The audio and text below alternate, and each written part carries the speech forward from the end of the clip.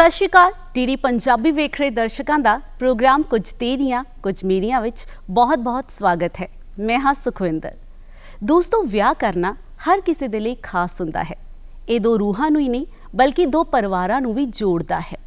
ਹਰ ਕੋਈ ਚਾਹੁੰਦਾ ਹੈ ਕਿ ਉਸਦੀ ਜ਼ਿੰਦਗੀ ਵਿੱਚ ਇੱਕ ਐਸਾ ਸ਼ਖਸ ਆਵੇ ਜੋ ਉਸਨੂੰ ਦੁਨੀਆ ਭਰ ਦੀਆਂ ਖੁਸ਼ੀਆਂ ਤੇ ਪਿਆਰ ਦੇਵੇ ਔਰ ਜ਼ਿੰਦਗੀ ਭਰ ਉਸ ਦਾ ਸਾਥ ਨਿਭਾਵੇ। ਵੈਸੇ ਕਹਿੰਦੇ ਆ ਨਾ ਕਿ ਜੇਕਰ ਜ਼ਿੰਦਗੀ ਦੇ ਵਿੱਚ ਇੱਕ ਚੰਗਾ ਜੀਵਨ ਸਾਥੀ ਮਿਲ ਜਾਵੇ ਤਾਂ ਜ਼ਿੰਦਗੀ ਜੰਨਤ ਬਣ ਜਾਂਦੀ ਹੈ, ਪਰ ਜੇਕਰ ਗਲਤ ਇਨਸਾਨ ਮਿਲ ਜਾਵੇ ਤਾਂ ਜ਼ਿੰਦਗੀ ਜਹੰਨਮ ਬਣਦੇ ਵੀ ਦੇਰ ਨਹੀਂ ਲੱਗਦੀ। ਸਿਆਣੇ ਵੀ ਤਾਂ ਕਹਿੰਦੇ ਆ ਨਾ ਕਿ ਜਦੋਂ ਵੀ ਰਿਸ਼ਤਾ ਵੇਖਣ ਜਾਓ ਜਾਂ ਰਿਸ਼ਤਾ ਜੋੜਨ ਜਾਓ ਤਾਂ ਚੰਗੀ ਤਰ੍ਹਾਂ ਜਾਂਚ ਪੜਤਾਲ ਕਰ ਲੈਣੀ ਚਾਹੀਦੀ ਹੈ, ਕਿਉਂਕਿ ਇਹ ਜ਼ਿੰਦਗੀ ਭਰ ਦਾ ਸਵਾਲ ਹੁੰਦਾ ਹੈ। ਪਰ ਅੱਜ ਕੱਲ੍ਹ ਦੇ ਜ਼ਮਾਨੇ ਦੇ ਵਿੱਚ ਇੰਨਾ ਟਾਈਮ ਹੀ ਨਹੀਂ ਹੈ ਲੋਕਾਂ ਦੇ ਕੋਲ। ਸਮਾਂ ਘੱਟ ਹੋਣ ਦੀ ਵਜ੍ਹਾ ਦੇ ਨਾਲ ਅਸੀਂ ਜਾਂਚ ਪੜਤਾਲ ਨਹੀਂ ਕਰਦੇ, ਦੇਖ ਪਰਖ ਨਹੀਂ ਕਰਦੇ, ਜਿਸ ਦੇ ਚੱਲਦੇ ਅੱਜ ਕੱਲ੍ਹ ਰਿਸ਼ਤੇ ਬੜੀ ਹੀ ਜਲਦੀ ਟੁੱਟਣ ਦੀ ਕਗਾਰ ਤੇ ਪਹੁੰਚ ਜਾਂਦੇ ਨੇ। ਸੋ ਅੱਜ ਦੇ ਇਸ ਪ੍ਰੋਗਰਾਮ ਦੇ ਵਿੱਚ ਅਸੀਂ ਗੱਲ ਕਰਾਂਗੇ ਕਿ ਆਖਿਰ ਵਿਆਹ ਤੋਂ ਪਹਿਲਾਂ ਕਿਹੜੀਆਂ-ਕਿਹੜੀਆਂ ਚੀਜ਼ਾਂ ਜਾਂਚਣੀਆਂ ਤੇ ਪਰਖਣੀਆਂ ਚਾਹੀਦੀਆਂ ਨੇ ਔਰ ਕਿਸ ਤਰੀਕੇ ਦੇ ਨਾਲ ਰਿਸ਼ਤਾ ਜੋੜਨਾ ਚਾਹੀਦਾ ਹੈ। ਸੋ ਇਸ ਵਿਸ਼ੇ ਤੇ ਸਾਡੇ ਇਸ ਪ੍ਰੋਗਰਾਮ ਦੇ ਵਿੱਚ ਗੱਲ ਕਰਨ ਦੇ ਲਈ ਸਾਡੇ ਨਾਲ ਕੁਝ ਮਹਿਮਾਨ ਜੁੜੇ ਨੇ। ਕਵਿਤਾ ਵਿਜ ਮੈਮ, ਜੋ ਕਿ ਇੱਕ ਸਾਡੇ ਸ਼ੋਅ ਦੇ ਸਪੈਸ਼ਲ ਗੈਸਟ ਨੇ, ਇਸ ਦੇ ਨਾਲ ਸਾਡੇ ਨਾਲ ਜੁੜ ਗਏ ਨੇ HMV ਕਾਲਜ ਦੇ ਮਨੋਵਿਗਿਆਨ ਡਿਪਾਰਟਮੈਂਟ ਦੇ ਹੈਡ ਡਾਕਟਰ ਆਸ਼ਮੀਨ ਕੌਰ। ਸਾਡੇ ਨਾਲ ਇੱਕ ਹੋਰ ਗੈਸਟ ਜੁੜੇ ਹੋਏ ਨੇ ਜੋ ਕਿ ਇੱਕ ਮੈਰਿਜ ਬਿਊਰੋ ਚਲਾਉਂਦੇ ਨੇ ਔਰ ਸਾਨੂੰ ਦੱਸਣਗੇ ਕਿ ਅੱਜ ਕੱਲ੍ਹ ਦੇ ਜੋੜਿਆਂ ਦੀਆਂ ਕਿਹੜੀਆਂ-ਕਿਹੜੀਆਂ ਡਿਮਾਂਡਸ ਹੁੰਦੀਆਂ ਨੇ। ਗੌਰਵ ਕੁਮਾਰ ਜੀ, ਸਤਿ ਸ਼੍ਰੀ ਅਕਾਲ। ਸੋ ਤੁਹਾਡਾ ਬਹੁਤ-ਬਹੁਤ ਸਵਾਗਤ ਹੈ ਸਾਡੇ ਇਸ ਪ੍ਰੋਗਰਾਮ ਦੇ ਵਿੱਚ। Thank you. ਕਵਿਤਾ ਮੈਮ, ਪਹਿਲਾਂ ਮੈਂ ਤੁਹਾਡੇ ਨਾਲ ਹੀ ਗੱਲ ਕਰਦੀ ਹਾਂ ਕਿ ਪਹਿਲਾਂ ਵਾਲਾ ਜਿਹੜਾ ਸਮਾਂ ਹੁੰਦਾ ਸੀਗਾ ਉਸ ਵੇਲੇ ਲੋਕੀ ਕਿਹੜੀਆਂ-ਕਿਹੜੀਆਂ ਚੀਜ਼ਾਂ ਧਿਆਨ ਦੇ ਵਿੱਚ ਰੱਖਦੇ ਸੀ ਜਦੋਂ ਵੀ ਕਿਸੇ ਦੇ ਨਾਲ ਰਿਸ਼ਤਾ ਜੋੜਨ ਜਾਂਦੇ ਸੀਗੇ? ਦੇਖੋ, ਪੁਰਾਣੇ ਸਮੇਂ ਤੇ ਅੱਜ ਦੇ ਸਮੇਂ 'ਚ ਬਹੁਤ ਸਾਰਾ ਫਰਕ ਆ ਗਿਆ ਹੈ। ਤਬਦੀਲੀ ਆਈ ਹੈ, ਚੇਂਜ ਆਈ ਹੈ ਔਰ ਉਹ ਕੁਦਰਤ ਦਾ ਨਿਯਮ ਹੈ। ਪੁਰਾਣੇ ਸਮੇਂ ਮੈਨੂੰ ਲੱਗਦਾ ਬੜੇ ਸਿੱਧੇ ਸਾਦੇ ਸਮੇਂ ਸੀ ਔਰ ਲੋਕਾਂ ਦੀ ਕੋਈ ਬਹੁਤ ਜ਼ਿਆਦਾ ਜਿਹਨੂੰ ਕਹਿ ਲਾਂ ਖੁਆਇਸ਼ਾਂ ਨਹੀਂ ਸੀ ਹੁੰਦੀਆਂ। ਉਹ ਸਿਰਫ ਇਸ ਗੱਲ ਤੇ ਜ਼ੋਰ ਦਿੰਦੇ ਸੀ ਖਾਨਦਾਨ ਅੱਛਾ ਹੋਣਾ ਚਾਹੀਦਾ ਜੀ, ਪਰਿਵਾਰ ਅੱਛਾ ਹੋਣਾ ਚਾਹੀਦਾ। ਜਿਸ ਪਰਿਵਾਰ 'ਚ ਅਸੀਂ ਆਪਣੀ ਕੁੜੀ ਦੇਣੀ ਹੈ ਉਹ ਪਰਿਵਾਰ ਉਸ ਬੱਚੇ ਦੀ ਕਦਰ ਕਰਨ ਵਾਲਾ ਹੋਣਾ ਚਾਹੀਦਾ ਹੈ। ਔਰ ਇਹਨਾਂ ਚੀਜ਼ਾਂ ਨੂੰ ਦੇਖਦੇ ਸੀ ਜ਼ਿਆਦਾ। ਨਾ ਤੇ ਉਸ ਵੇਲੇ ਕੋਈ ਜ਼ਿਆਦਾ ਇਸ ਤਰੀਕੇ ਦੀਆਂ ਚੀਜ਼ਾਂ ਸੀ ਕਿ ਜਿਹੜਾ ਅੱਜ ਦੇ ਦੌਰ ਦੇ ਵਿੱਚ ਸਾਨੂੰ ਮਿਲਦੀਆਂ ਕਿ ਇੰਨਾ ਵੱਡਾ ਘਰ ਹੋਏ, ਕਾਰਾਂ ਹੋਣ, ਇਹ ਜ਼ਮਾਨਾ ਨਹੀਂ ਸੀਗਾ। ਇਸ ਕਰਕੇ ਸਭ ਤੋਂ ਜ਼ਿਆਦਾ ਇਹ ਸੀ ਘਰ ਆਪਣਾ ਹੋਏ, ਪਰਿਵਾਰ ਅੱਛਾ ਹੋਏ, ਉੱਥੇ ਵੈਲਿਊ ਸਿਸਟਮ ਅੱਛਾ ਹੋਏ ਕਿ ਜਿੱਥੇ ਸਾਡੀ ਕੁੜੀ ਜਾ ਕੇ ਰੋਟੀ ਖਾ ਸਕੇ ਤੇ ਉਹਨੂੰ ਮਾਣ, ਪਿਆਰ ਔਰ ਇੱਜ਼ਤ ਮਿਲੇ। ਸੋ ਉਹ ਟਾਈਮ ਸੀ। ਲੋਕ ਇਹਨਾਂ ਚੀਜ਼ਾਂ ਦਾ ਹੀ ਪਤਾ ਕਰਦੇ ਸੀ ਜ਼ਿਆਦਾ, ਕਿਉਂਕਿ ਉਸ ਵੇਲੇ ਪਿੰਡ ਹੀ ਹੁੰਦੇ ਸੀ। ਹੌਲੀ ਹੌਲੀ ਇਹ ਸਭ ਕੁਝ ਵਧਿਆ ਹੈ। ਮੈਂ ਅੱਜ ਤੋਂ 50-60 ਸਾਲ ਦੇ ਪਹਿਲੇ ਦੀ ਗੱਲ ਕਰ ਰਹੀ, ਉਸ ਦੌਰ ਦੀ ਗੱਲ ਕਰ ਰਹੀ ਹਾਂ ਔਰ ਇਹਨਾਂ ਚੀਜ਼ਾਂ ਵੱਲ ਹੀ ਲੋਕਾਂ ਦਾ ਧਿਆਨ ਹੁੰਦਾ ਸੀ। ਇਹ ਸਾਰਾ ਬਦਲਾਵ ਹੋ ਕੇ ਜਿਹੜਾ ਹੁਣ ਅੱਜ ਮਟੀਰੀਅਲਿਸਟਿਕ ਏਜ ਹੋ ਗਿਆ, ਉਹ ਤੇ ਹੁਣ ਦੀ ਗੱਲ ਹੈ। ਹੁਣ ਲੋਕਾਂ ਦੀਆਂ ਹੋਰ ਚੀਜ਼ਾਂ ਦੇਖਦੇ ਨੇ, ਪਰ ਉਸ ਵੇਲੇ ਸਿੱਧਾ ਸਾਦਾਪਨ ਸੀ। ਵਿਆਹ ਸੰਪੰਨ ਵੀ ਬੜੇ ਸਿੱਧੇ ਤਰੀਕੇ ਨਾਲ ਹੁੰਦੇ ਸੀ। ਬਰਾਤਾਂ 4-4 ਦਿਨ ਠਹਿਰ ਵੀ ਜਾਂਦੀਆਂ ਸੀ, ਕੋਈ ਗੱਲ ਨਹੀਂ ਸੀ ਹੁੰਦੀ। ਬਹੁਤ ਵੱਖਰਾ ਜਿਹਾ ਇੱਕ ਦੌਰ ਸੀ ਜਿਹੜਾ ਸਾਨੂੰ ਹੁਣ ਲੱਗਦਾ ਹੈ ਕਿ ਇੱਕ ਸੁਪਨਾ ਹੋ ਗਿਆ। ਬੜੇ ਸਧਾਰਨ ਜਿਹੇ ਲੋਕ ਹੁੰਦੇ ਸੀ ਉਦੋਂ ਦੇ, ਹੈ ਨਾ? ਜ਼ਿਆਦਾ ਕੁਝ ਖੁਆਇਸ਼ਾਂ ਔਰ ਡਿਮਾਂਡਾਂ ਹੁੰਦੀਆਂ ਨਹੀਂ ਸੀ ਉਹਨਾਂ ਦੀਆਂ। ਨਹੀਂ, ਕੋਈ ਡਿਮਾਂਡ ਨਹੀਂ, ਕੋਈ ਕੁਛ ਨਹੀਂ, ਸਿਰਫ ਘਰ ਪਰਿਵਾਰ ਦੇਖਦੇ ਸੀ। ਔਰ ਡਿਮਾਂਡ ਉਸ ਵੇਲੇ ਕੋਈ ਚੀਜ਼ਾਂ ਹੀ ਨਹੀਂ ਸੀਗੀਆਂ। ਚਰਖੇ ਦਾ ਦੌਰ ਸੀ, ਸਾਈਕਲ ਦਾ ਦੌਰ ਸੀ, ਘੋੜਿਆਂ ਤੇ ਲੋਕ ਆਉਂਦੇ ਜਾਂਦੇ ਸੀ, ਘੋੜੀਆਂ ਦਾ ਦੌਰ ਸੀ। ਤੇ ਡਿਮਾਂਡਾਂ ਕਾਹਦੀਆਂ ਰੱਖਣੀਆਂ? ਬਾਕੀ ਹਰ ਕੋਈ ਆਪਣੀ ਕੁੜੀ ਨੂੰ ਜਦੋਂ ਤੋਰਦਾ ਹੈ ਤੇ ਉਹਨੂੰ ਲੀੜਾ ਦਿੱਤਾ ਦੇ ਕੇ ਹੀ ਤੋਰਦਾ ਹੈ, ਕੱਪੜਾ ਦੇ ਕੇ ਤੋਰਦਾ ਹੈ। ਬਸ ਇੰਨਾ ਕੁ ਚੀਜ਼ਾਂ ਹੀ ਹੁੰਦੀਆਂ ਸੀ। ਜ਼ਿਆਦਾ ਲੋਕ ਪਿਆਰ ਦੇ ਭੁੱਖੇ ਸੀ, ਮਾਣ ਇੱਜ਼ਤ ਦੇ ਭੁੱਖੇ ਸੀ। ਉਹ ਬਹੁਤ ਜ਼ਿਆਦਾ ਸਾਦਾਪਨ ਸੀ ਉਹਨਾਂ ਵਿਆਹਾਂ ਦੇ ਵਿੱਚ, ਜਿਹੜਾ ਹੁਣ ਤੇ ਬਿਲਕੁਲ ਅਸੀਂ ਸੋਚ ਵੀ ਨਹੀਂ ਸਕਦੇ। ਅਗਰ ਬੱਚਿਆਂ ਨੂੰ ਦੱਸਦੇ ਹਾਂ ਅਸੀਂ ਕਦੀ ਉਹ ਗੱਲਾਂ ਤੇ ਬੱਚੇ ਕਹਿੰਦੇ ਅੱਛਾ ਏਦਾਂ ਹੁੰਦਾ ਸੀ, ਏਦਾਂ ਕਿਵੇਂ ਹੋ ਸਕਦਾ? ਪਰ ਇਹ ਦੌਰ ਸੀ, ਟਾਈਮ ਬਹੁਤ ਚੇਂਜ ਹੋ ਗਿਆ, ਬਹੁਤ ਸਮਾਂ ਬਦਲ ਗਿਆ। ਸੋ ਇਹ ਤਾਂ ਹੈਗੀ ਆ ਪਹਿਲਾਂ ਦੇ ਟਾਈਮ ਦੀਆਂ ਗੱਲਾਂ। ਗੌਰਵ ਜੀ, ਤੁਸੀਂ ਤਾਂ ਇੱਕ ਮੈਰਿਜ ਬਿਊਰੋ ਚਲਾਉਂਦੇ ਹੋ। ਵੈਸੇ ਪਹਿਲਾਂ ਤਾਂ ਮੈਰਿਜ ਬਿਊਰੋ ਹੀ ਨਹੀਂ ਸੀ ਹੁੰਦੇ, ਜ਼ਰੂਰਤ ਹੀ ਨਹੀਂ ਸੀ ਪੈਂਦੀ, ਪਰ ਅੱਜ ਕੱਲ੍ਹ ਤਾਂ ਮੈਰਿਜ ਬਿਊਰੋ ਦੀ ਜ਼ਰੂਰਤ ਪੈ ਰਹੀ ਕਿਉਂਕਿ ਲੋਕਾਂ ਕੋਲ ਇੰਨਾ ਸਮਾਂ ਹੀ ਨਹੀਂ ਹੈ ਕਿ ਉਹ ਹੈ ਨਾ ਰਿਸ਼ਤਾ ਲੱਭਣ ਜਾਂ ਕਿਸੇ ਨੂੰ ਕਹਿਣ ਜਾਂ ਜਾਣ ਬਾਰ-ਬਾਰ। ਸੋ ਮੈਰਿਜ ਬਿਊਰੋ ਤੇ ਸਿੱਟ ਦਿੰਦੇ ਨੇ ਕਿ ਜੀ ਮੈਰਿਜ ਬਿਊਰੋ ਨੂੰ ਕਹਿ ਦਿੰਦੇ, ਉਹ ਆਪ ਹੀ ਲੱਭ ਦੇਣਗੇ। ਬਿਲਕੁਲ ਜੀ, ਸਹੀ ਗੱਲ ਹੈ ਜੀ ਤੁਹਾਡੀ ਜੀ। ਪਹਿਲੇ ਜੀ ਪਰਿਵਾਰ ਵੱਡੇ ਹੁੰਦੇ ਸੀ, ਰਿਸ਼ਤੇਦਾਰੀਆਂ 'ਚ ਰਿਸ਼ਤੇ ਹੋ ਜਾਂਦੇ ਸੀਗੇ। ਅੱਜ ਕੱਲ ਪਰਿਵਾਰ ਛੋਟੇ ਰਹਿ ਗਏ, ਛੋਟੀਆਂ ਫੈਮਲੀਆਂ ਰਹਿ ਗਈਆਂ, ਕਿਸੇ ਕੋਲ ਇੰਨਾ ਟਾਈਮ ਨਹੀਂ ਹੈਗਾ। ਹੁਣ ਮੈਰਿਜ ਬਿਊਰੋ ਦੇ ਥਰੂ ਸਾਰੇ ਰਿਸ਼ਤੇ ਹੋ ਰਹੇ ਜਾਂ ਨਿਊਜ਼ਪੇਪਰ ਦੇ ਥਰੂ ਹੋ ਰਹੇ ਆ। ਉਹਦੇ ਵਿੱਚ ਇੱਕ ਧੋਖਾਧੜੀ ਵੀ ਬਹੁਤ ਹੈ। ਨਿਊਜ਼ਪੇਪਰ ਦੇ ਵਿੱਚ ਲੋਕੀ ਫਸ ਜਾਂਦੇ ਆ ਜਾਲ ਦੇ ਵਿੱਚ, ਝੂਠ ਬਹੁਤ ਬੋਲਦੇ ਆ। ਅਸੀਂ ਬੜੀ ਮਿਹਨਤ ਕਰਦੇ ਹਾਂ ਜੀ, ਆਪਾਂ ਰਿਸ਼ਤਾ ਜੋੜਨ ਦੀ ਕੋਸ਼ਿਸ਼ ਕਰਦੇ ਹਾਂ। ਰਿਸ਼ਤਾ ਜੁੜਦਾ ਜਿਹੜਾ ਨਾ ਉਹ ਟੁੱਟ ਜਾਂਦਾ ਵਾ, ਕਿਉਂਕਿ ਡਿਮਾਂਡ ਬਹੁਤ ਜ਼ਿਆਦਾ ਹੋ ਗਈਆਂ ਵਾ ਲੜਕੀ ਲੜਕੇ ਵਾਲਿਆਂ ਦੀਆਂ। ਤਾਂ ਲੜਕੀ ਪਰ ਚਾਹੁੰਦੀ, ਜਿਵੇਂ ਤੁਸੀਂ ਡਿਮਾਂਡਸ ਦੀ ਗੱਲ ਕਰ ਰਹੇ ਹੋ, ਮੈਮ ਕਹਿੰਦੇ ਸੀ ਪਹਿਲਾਂ ਕੋਈ ਖਾਸ ਡਿਮਾਂਡਸ ਨਹੀਂ ਸੀ ਹੁੰਦੀਆਂ, ਪਰ ਅੱਜ ਕੱਲ ਐਸੀਆਂ ਕਿਹੜੀਆਂ ਡਿਮਾਂਡਸ ਨੇ ਜੋ ਲੋਕਾਂ ਦੇ ਵਿੱਚ ਵੱਧਦੀਆਂ ਜਾ ਰਹੀਆਂ ਨੇ? ਦੇਖੋ ਜੀ, ਸਹੀ ਗੱਲ ਹੈ, ਆਪਣੇ ਪਹਿਲੇ ਡਿਮਾਂਡ ਜ਼ਿਆਦਾ ਨਹੀਂ ਸੀ ਹੁੰਦੀਆਂ। ਪਰਿਵਾਰ ਦੇਖਦੇ ਸੀਗੇ, ਸ਼ਰਾਫਤ ਲਿਆਕਤ ਦੇਖਦੇ ਸੀਗੇ। ਅੱਜ ਕੱਲ ਸ਼ੋਸ਼ਾ ਦੇਖਦੇ ਆ, ਅੱਜ ਕੱਲ ਦਿਖਾਵਾ ਦੇਖਦੇ ਆ। ਕੋਠੀਆਂ ਵੱਡੀਆਂ ਹੋਣੀਆਂ ਚਾਹੀਦੀਆਂ, ਬ੍ਰਾਂਡਡ ਗੱਡੀਆਂ ਹੋਣੀਆਂ ਚਾਹੀਦੀਆਂ। ਲੜਕਾ ਕਿੱਥੇ ਕਿੱਥੇ ਘੁੰਮਣ ਗਿਆ ਜੀ, ਕਿੱਥੇ ਕਿੱਥੇ ਟ੍ਰਿਪ ਗਿਆ ਹੋਇਆ ਜੀ ਘੁੰਮਣ। ਅੱਜ ਕੱਲ ਬਹੁਤ ਜ਼ਿਆਦਾ ਮਤਲਬ ਕਿ ਸਾਨੂੰ ਵੀ ਬੜੀ ਮੁਸ਼ਕਲ ਆਉਂਦੀ ਹੈ ਰਿਸ਼ਤਾ ਜੋੜਨ ਦੇ ਵਿੱਚ, ਬੜੀ ਪਰੇਸ਼ਾਨੀ ਆਉਂਦੀ ਹੈ। ਔਰ ਲੜਕੀਆਂ ਖੁਦ ਕਹਿ ਦਿੰਦੀਆਂ ਸਾਨੂੰ ਵੀ, ਦੇਖੋ ਜੀ ਲੜਕੇ ਦੀ ਆਪਣੀ ਪਰਸਨਲ ਪ੍ਰਾਪਰਟੀ ਕੀ ਹੈਗੀ ਹੈ, ਪਰਸਨਲ ਬੈਂਕ ਬੈਲੈਂਸ ਕੀ ਹੈਗਾ, ਉਹਦੀ ਪਰਸਨਲ ਇਨਕਮ ਕੀ ਹੈਗੀ ਹੈ। ਇੱਥੋਂ ਤੱਕ ਸਾਨੂੰ ਇੰਨੀਆਂ ਮੁਸ਼ਕਲਾਂ ਦਾ ਸਾਹਮਣਾ ਕਰਨਾ ਪੈਂਦਾ ਹੈ ਜੀ। ਪਹਿਲੇ ਜਿਹੜੇ ਜ਼ਮਾਨੇ ਹੁੰਦੇ ਸੀਗੇ, ਪਹਿਲੇ ਦੇ ਵੱਡੇ ਪਰਿਵਾਰਾਂ ਨੂੰ ਮਿਲਦੇ ਸੀ, ਬੱਚਿਆਂ ਨੂੰ ਦੇਖਦੇ ਨਹੀਂ ਸੀਗੇ। ਔਰ ਜੋ ਵੱਡੇ ਘਰ ਆਉਂਦੇ ਸੀ, ਛੋਟੇ ਬੱਚੇ ਬੋਲਦੇ ਵੀ ਨਹੀਂ ਸੀਗੇ। ਅੱਜ ਕੱਲ ਦੇਖੋ ਜੀ ਇਹ ਜ਼ਮਾਨਾ ਆ ਗਿਆ ਜੀ, ਪੇਰੈਂਟਸ ਖੁਦ ਸਾਨੂੰ ਕਹਿੰਦੇ ਆ ਸਾਡੇ ਬੱਚਿਆਂ ਦੀ ਮੀਟਿੰਗ ਕਰਾ ਦਿਓ। ਜੇ ਬੱਚੇ ਸਾਡੇ ਓਕੇ ਕਰਦੇ ਆ, ਐਗਰੀ ਕਰਦੇ ਆ, ਸਾਡੀ ਓਕੇ ਸਾਡੀ ਯੈਸ ਹੀ ਯੈਸ। ਇੱਥੋਂ ਤੱਕ ਕਿ 5-10 ਮੀਟਿੰਗਾਂ ਵੀ ਕਰਾਉਣੀਆਂ ਪੈ ਜਾਂਦੀਆਂ ਬੱਚਿਆਂ ਦੀਆਂ। ਉਸ ਤੋਂ ਬਾਅਦ ਵੀ ਬੱਚੇ ਕਹਿੰਦੇ ਜੀ ਅਸੀਂ ਸਾਨੂੰ ਟਾਈਮ ਚਾਹੀਦੀ ਆ, ਅਸੀਂ ਫ਼ੋਨ ਤੇ ਗੱਲਾਂ ਬਾਤਾਂ ਕਰਨੀਆਂ। ਜਿਹੜਾ ਫ਼ੋਨ ਦਾ ਦੌਰ ਆ ਗਿਆ ਜੀ, ਇਹ ਵੀ ਬੜਾ ਇੱਕ ਮਤਲਬ ਕਿ ਮੁਸ਼ਕਲ ਵਾਲਾ ਦੌਰ ਆ ਗਿਆ ਵਾ। ਫ਼ੋਨ ਤੇ ਬੰਦੇ ਰਿਸ਼ਤੇ ਜਿਹੜੇ ਆ ਉਹ ਟੁੱਟ ਜਾਂਦੇ ਆ ਜੀ। ਔਰ ਰਿਸ਼ਤੇ ਹੋਣ ਤੋਂ ਬਾਅਦ ਵੀ 2-4-6 ਮਹੀਨੇ ਜਦੋਂ ਪੈ ਜਾਂਦੇ ਆ ਰਿਸ਼ਤੇ ਦਾ, ਸਾਨੂੰ ਡਰ ਰਹਿੰਦਾ ਜੀ ਵੀ ਪਤਾ ਨਹੀਂ ਰਿਸ਼ਤਾ ਜਿਹੜਾ ਕਾਮਯਾਬ ਰਹੇਗਾ ਜਾਂ ਨਹੀਂ ਰਹੇਗਾ। ਕਿਉਂਕਿ ਫ਼ੋਨ ਦੇ ਉੱਤੇ ਬੱਚੇ ਜਦੋਂ ਗੱਲਾਂ ਕਰਦੇ ਆ, ਉਹ ਕਾਫੀ ਕੁਛ ਜ਼ਿਆਦਾ ਆਪਣੇ ਆਪ ਬਾਰੇ ਦੱਸਣਾ ਪੁੱਛਣਾ ਸ਼ੁਰੂ ਕਰ ਦਿੰਦੇ ਆ।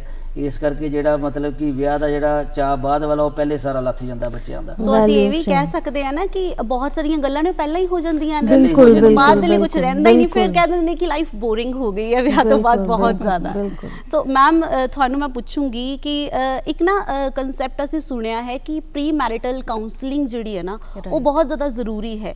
ਸੋ ਉਸ ਕਾਉਂਸਲਿੰਗ ਦੇ ਬਾਰੇ ਸਾਨੂੰ ਦੱਸੋ ਕਿ ਉਸ ਦੇ ਵਿੱਚ ਕੀ ਕੀ ਚੀਜ਼ਾਂ ਦੱਸੀਆਂ ਜਾਂਦੀਆਂ ਨੇ? ਵੈਸੇ ਤਾਂ ਕਦੀ ਇਹ ਸੁਣਿਆ ਹੀ ਨਹੀਂ ਸੀ ਕਿ ਇਸ ਤਰ੍ਹਾਂ ਦੀ ਚੀਜ਼ ਦੀ ਜ਼ਰੂਰਤ ਪਵੇਗੀ, ਇਸ ਤਰ੍ਹਾਂ ਦੀ ਕਾਉਂਸਲਿੰਗ ਦੀ, ਪਰ ਇਹ ਹੈ ਕੀ?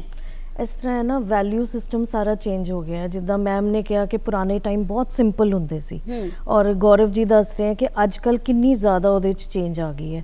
ਔਰ ਉਹ ਜਿਹੜੀਆਂ ਚੇਂਜਸ ਆਈਆਂ, ਸਾਨੂੰ ਟਾਈਮ ਦੇ ਨਾਲ ਦੇਖੋ, ਜਦੋਂ ਸਾਡੇ ਆਸ-ਪਾਸ ਸਾਰੀ ਤਬਦੀਲੀ ਹੋ ਰਹੀ ਹੁੰਦੀ ਹੈ, ਸਾਨੂੰ ਚੇਂਜ ਦੇ ਨਾਲ ਚੇਂਜ ਹੋਣਾ ਪੈਂਦਾ ਹੈ। ਠੀਕ ਹੈ ਨਾ, ਇੱਕ ਜਨਰੇਸ਼ਨ ਗ੍ਰੈਂਡ ਪੇਰੈਂਟਸ ਦੀ ਹੈ, ਇੱਕ ਪੇਰੈਂਟਸ ਦੀ ਹੈ, ਤੇ ਅੱਗੇ ਬੱਚੇ हैं ਜਿਨ੍ਹਾਂ ਨੂੰ ਅਸੀਂ ਜੋੜਨਾ ਚਾਹੁੰਦੇ ਹਾਂ।